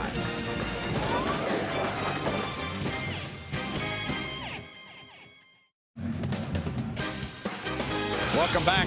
Big 12 College Football Saturday presented by KFC. Manhattan, Kansas, a little apple on the campus of Kansas State. Wildcats trail 58-35. That 21-yard field goal good by Stevens. And now Matthew Moreland will kick it off for the Sooners, and Murphy is deep again. Moreland's right leg is 2 inches longer than his left now. I mean, he's stretching the heck out of his right leg. It's so much. And Murphy. Have a limp. Yeah, with the 3 and to the 20. And Jim Knox, known to horse around, is standing by for FreeCreditReport.com sideline report. Knoxy. All right, thanks, Bill. Here we are back with our favorite jumping cheerleader, Zach. He's going to try to clear about 10 cheerleaders. We're going to make it really hard. We're going to put Boomer's big head in here. Boomer, come on in with me. Oh, we got to get down. All right, Zach, you ready, bud? Big guy, let's see if he can do it. The side semi coming up in. Whoa! Easy, cleared it by another body. Yeah, the hardest part was the head of Boomer. He still has it. Good job, Zach. Way to go, buddy. Zach cleared it by a whole body. I thought Boomer was going to do that. All right, Dave, you're the analyst. Go ahead and take a slow-mo replay. All right, let's see now. Josh, he's going to get elevation. Will he stick the landing? Oh, didn't quite stick the landing. I still give him a 9.8, though. Well, he's just 7 years old. He's a Chinese gymnast. Yeah, I'll tell you, he had some length on that jump. I think that might be the world's longest back or side flip that I've ever seen. Some length on that bad boy. He's got some springs in his Achilles. All right. Good Jim Knox doing it all down on this sideline. Setting that up for us as Kansas State has D. Bell running the football. Hadn't had a carry all year. Then working this redshirt freshman out some from Olathe, Kansas, and getting into the action here. All right, now I've seen Noxie. I've seen him, you know, race all kinds of animals. I've seen him ride motorcycles. I want to see Noxie give that old flip jump right there. I want to see the elevation. Noxie's athletic now. Oh yeah. Noxie, he's cut. He's the man. He's our nutrition manager when we try to go out and eat on these meals. Takes all the fun out of dining. What exactly do you want, Dave? Noxie, I know you got it. I want to see you. I want to see you do exactly what our cheerleader, our leaping cheerleader did. You have it in you? The flip? Yeah, I want to see you do that side flip. 1 second. I'm gonna lay it. I'm gonna work it up. I'm gonna get them in order. Okay. All right. We'll give you a moment. Meanwhile, Kansas State saying, hey, 11-18, while you guys are horsing around, we're trying to get back in this football game. Yeah. And Freeman completes the pass as that one to Murphy for 24 yards, and now setting up to throw again. Got him. Yep, and it complete for another first down in Oklahoma territory. It's Pierce on the reception. The senior out of National City, California, is stopped by Dominique Franks. Okay, now this tests arm strength. NFL likes this. Right hash mark to left sideline. That ball's in the air a long time. He didn't throw it from the middle of the field. He had moved the launch point, and he threw it from the right hash mark, actually between the right hash mark and the numbers, to the left sideline. That's plenty of arm strength. First and 10 at the 42. And Bell, the ball carrier.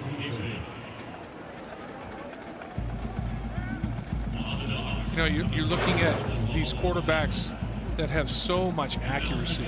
And again, it all starts with technique and fundamentals, Bill. And everything athletically starts with your feet. Whether it's catching a ball, throwing a ball, hitting a ball, shooting a ball, you have to have good footwork. And both these quarterbacks, Bradford and Freeman, have outstanding footwork. Second and 11 from the 43. Freeman, pocket, trying to get out of there now. And man, it is Banks. Oh, mama! What a reception! What a throw and reception. Brandon Banks from Josh Freeman Big to little, and they hook up again. Mutton Jeff, and I'll tell you what, check this out. I mean, Josh Freeman throws this football basically flat-footed because of the pressure. All arm strength. Has to step up in the pocket, and he can't worry about mechanics. Throws off the front foot. The wrong foot is the front foot, and still throws a strike. And watch his footwork. He can't step, transfer his weight. It's just all right arm strength he has shown in this drive. Right hash mark to left sideline, and that throw, what a gun. 34-yard play on a 1st and goal from the 9. D. Bell pops in for maybe a yard. For that ball to be in the air as long as it was, and to be as accurate to Banks, and Banks to finish the play on both ends. The protection was a little shoddy, but the creation and extension to make a play, turn a bad play into a good one, and to Banks to finish it, oh my goodness. Banks 5 receptions, 145 yards and a touchdown. Of course, the long one, that's 77-yarder. 2nd and goal from the 9. Freeman, play action, in trouble, gonna keep it. Freeman, still shedding. Wow. Did he get in? Just before the pylon, I believe. He stepped out, but he looked dead, Dave, and just continued to mow him down. Well, D. Bell, a true freshman, is a guy that got this play going. You called it, Bill, the play-action pass, and D. Bell, number 34 right there, fighting on the linebacker blitz, and then you're not going to arm tackle big old Josh Freeman, and almost tore away from that arm tackle by Travis Lewis to score. Came close. 3rd and goal from the 1 now, and out of the shotgun is Josh Freeman. Bell stays in as his back. Freeman pushes. Ran into a wall there, didn't he? Yep, and you might think, well, just get that football out there. We got to be so careful if you start leaning with that football. The people are reaching and grabbing. Everybody in the building pretty well knew he was going to run it. Alexander making the charge on that stop for the Oklahoma defense and did not get in. See, this is where, you know, in my opinion, you go under center, and you either as a quarterback, you either go under center and sneak it with his size at 6'6", or you let it back go up and over. But I'm not sure you run from the shotgun between the tackles. So they've been 3 of 3 in 4th down situations today, and 4th and goal from the 1. Looking for it, tosses, and picked off. It's tied up in the end zone. He's got it. Oklahoma comes out with it. Yep, Oklahoma with the interception. Clayton, I believe, yep, comes off with it. Well, simultaneous possession, and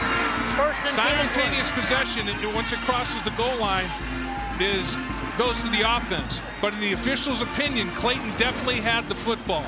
Because if both have the football and they're fighting for it, it can go to the offense.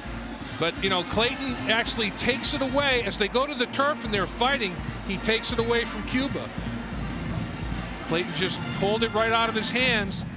And Clayton's on his backside. Cuba doesn't have possession, and Clayton does. And simultaneous possession can go to the offense, but the official ruled it was not simultaneous possession. Did the ball hit the ground? I don't think it hit the ground. And Cuba never really had control of the football.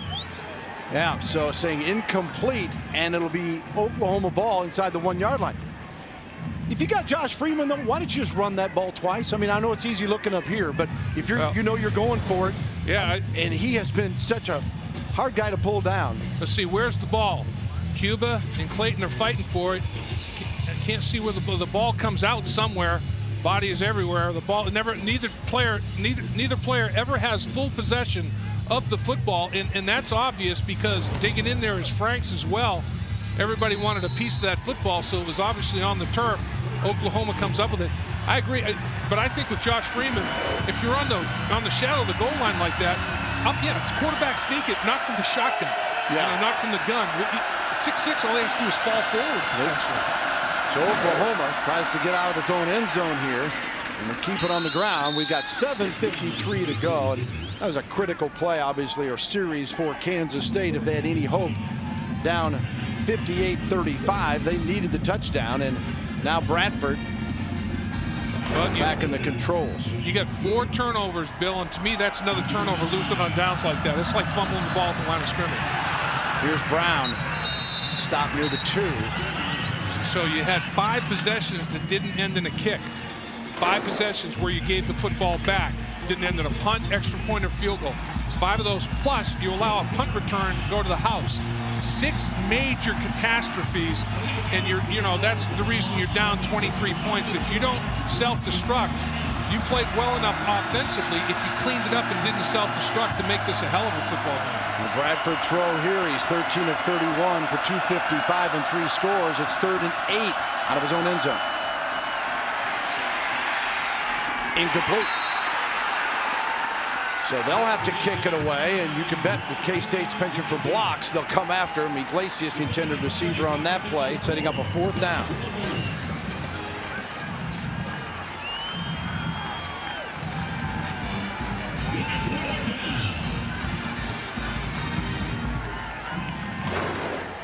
Bill, I agree with you about Kansas State coming after it because you normally have 15 yards from the snap to the punt.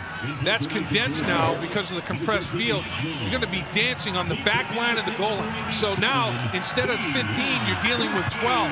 So the pressure is going to even be more of a factor, and K-State's got 10 coming after him. Look at everybody coming after him. Only Murphy is deep. Delay. Offense. Half the distance to the goal. 4th down. So now you have less than the 12. You have basically like a long 11, and Nall has basically shanked more than one because of the pressure already. So in this case, even if he's a 2-step punter, you're going to go 1 step. 1 step, get rid of it. You can't go 2 steps. You don't have time. Be a 1-step punter. They bring the house against Nall. 4th and 9. And he did. Got it out of there anyway. Murphy. 35. And down to the 33-yard line. K-State will get possession with 6:41 remaining. Nall got it away. Williams made the tackle. We'll be right back in a moment.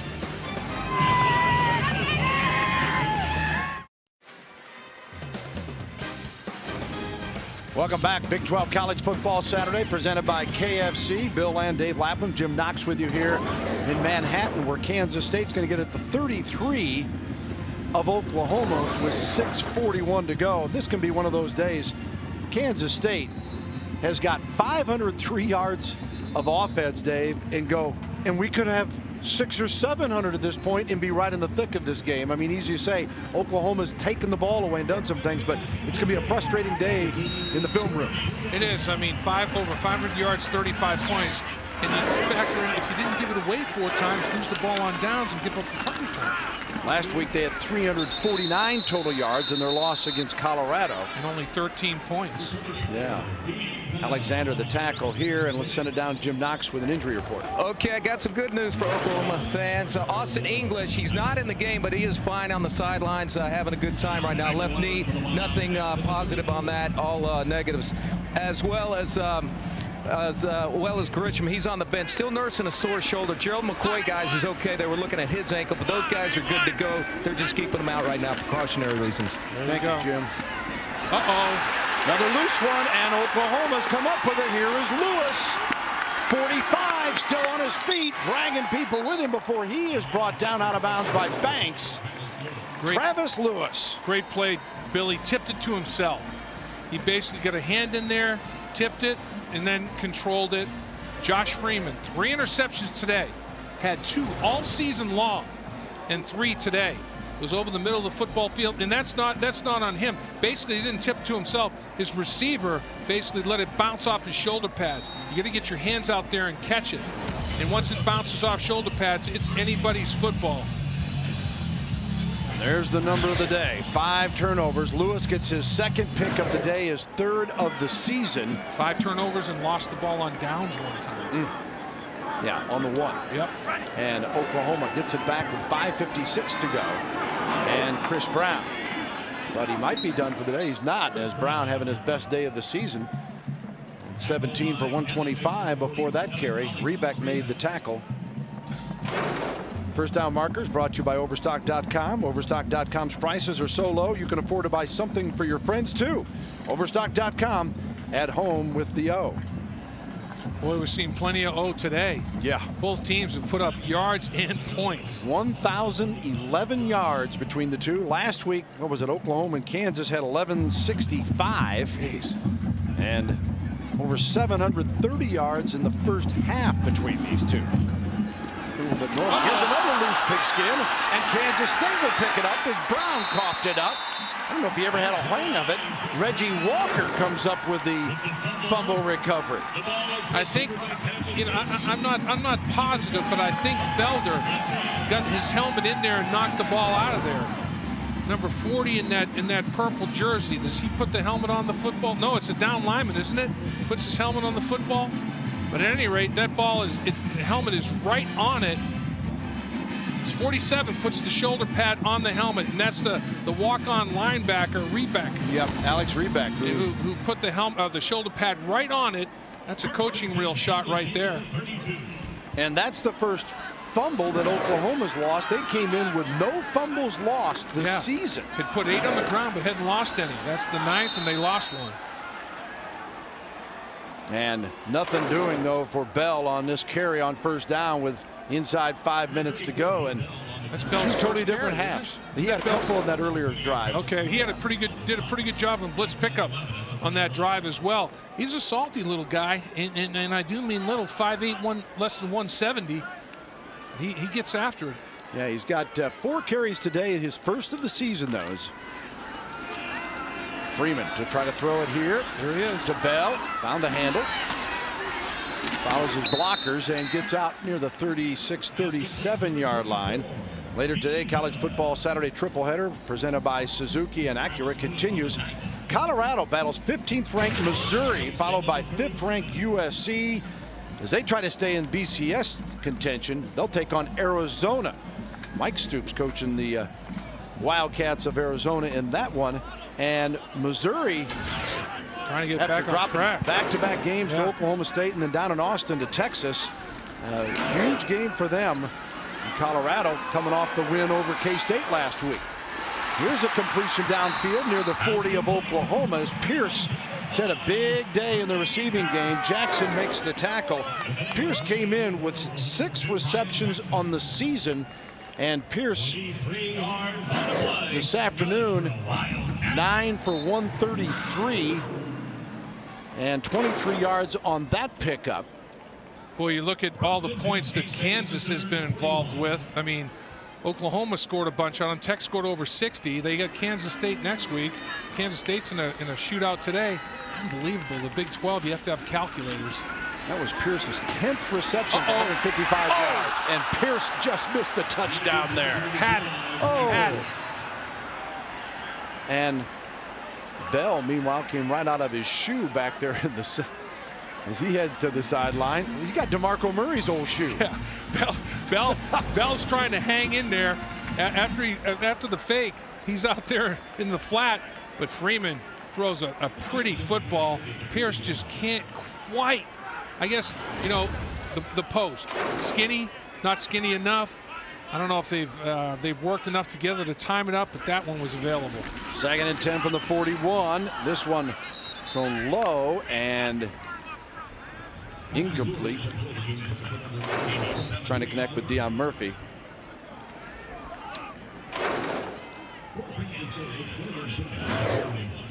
Texas just scored to take a lead on Oklahoma State. Is that what I just saw there? Yes, 7-0 the Longhorns. How about Colt McCoy? You know, Tim Tebow has come out publicly and said that he's going to vote for Colt McCoy. Yeah, he's got to vote. Yeah, he's got to vote. Yep. And what a class act he is. He did the evaluation. He said Colt McCoy's been the best. Oh! Pierce, the intended receiver, banged in the secondary by Quentin Carter, junior out of Las Vegas. You know, this is what you call a contested catch, because both are going after the football aggressively, and that's serious contact there. Pierce got knocked around like a ping pong ball. You know, I mean, that contact was less bothersome for Carter. Carter trying to juggle it off of his helmet and come up with the INT. 4th and 10 at the 41 now with 3:16 remaining. 58-35 Oklahoma. Sooners number 4 in that BCS poll. And Freeman going deep. Oh, and knocked away. Nicely done there in the secondary, that time by Jackson. Intended for Murphy. We'll take a brief timeout here on Big 12 College Football Saturday, presented by KFC. 58-35 Sooners over the Kansas State Wildcats.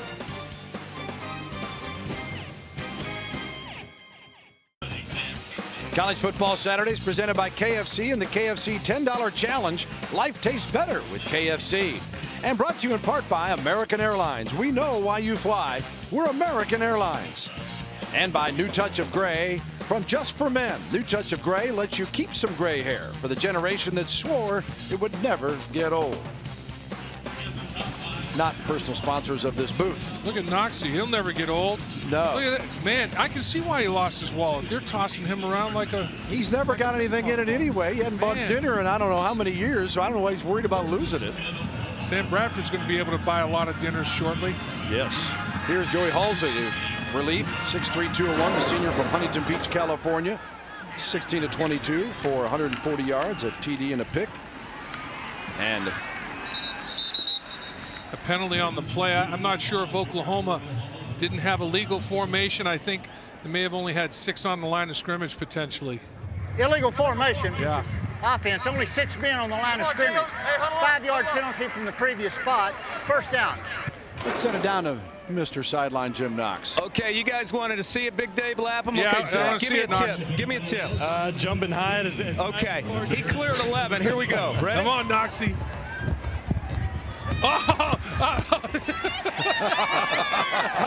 Yeah, I like that optical illusion there, Noxie. Bring on more.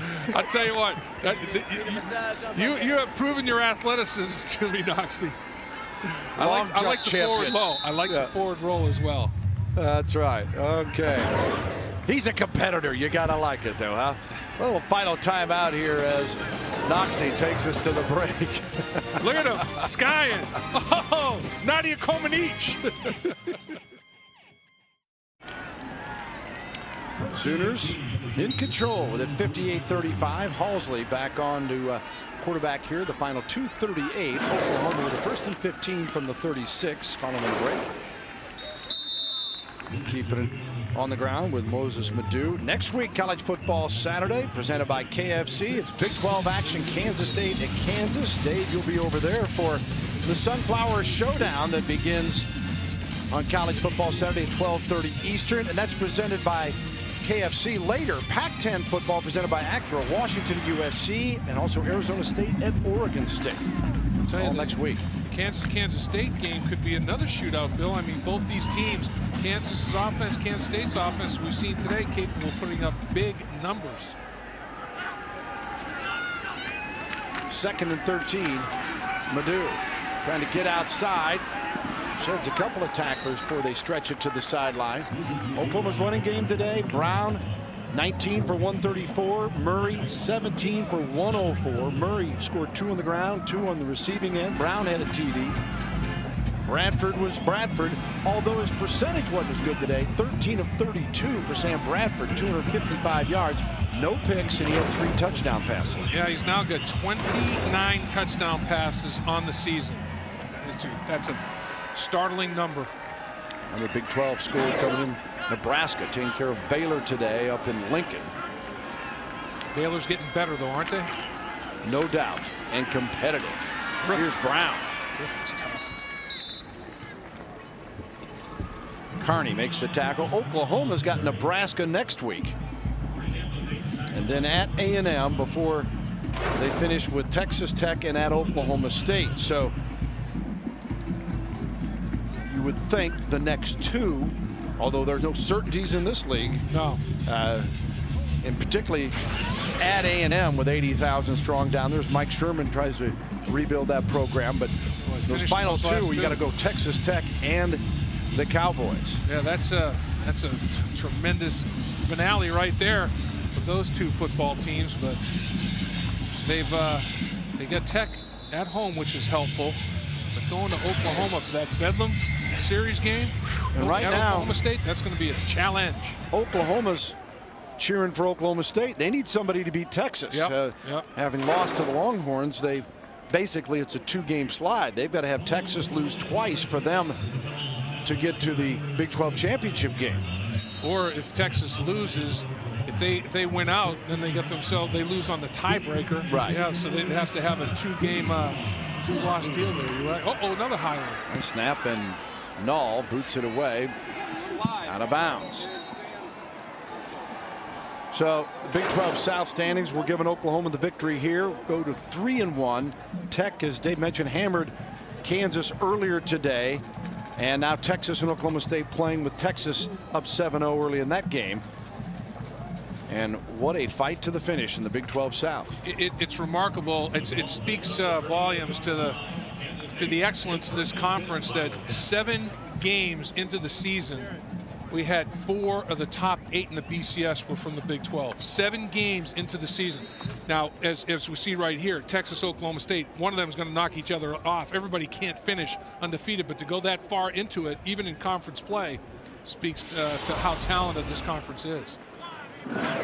1st and 10 at the 38 for Freeman and company here in a last-ditch effort. Pierce makes the reception and is brought down near the 40-yard line of Oklahoma by Lendy Holmes. Holmes, the Big 12 Defensive Player of the Week for his 8-tackle, 2-interception game against Kansas last week.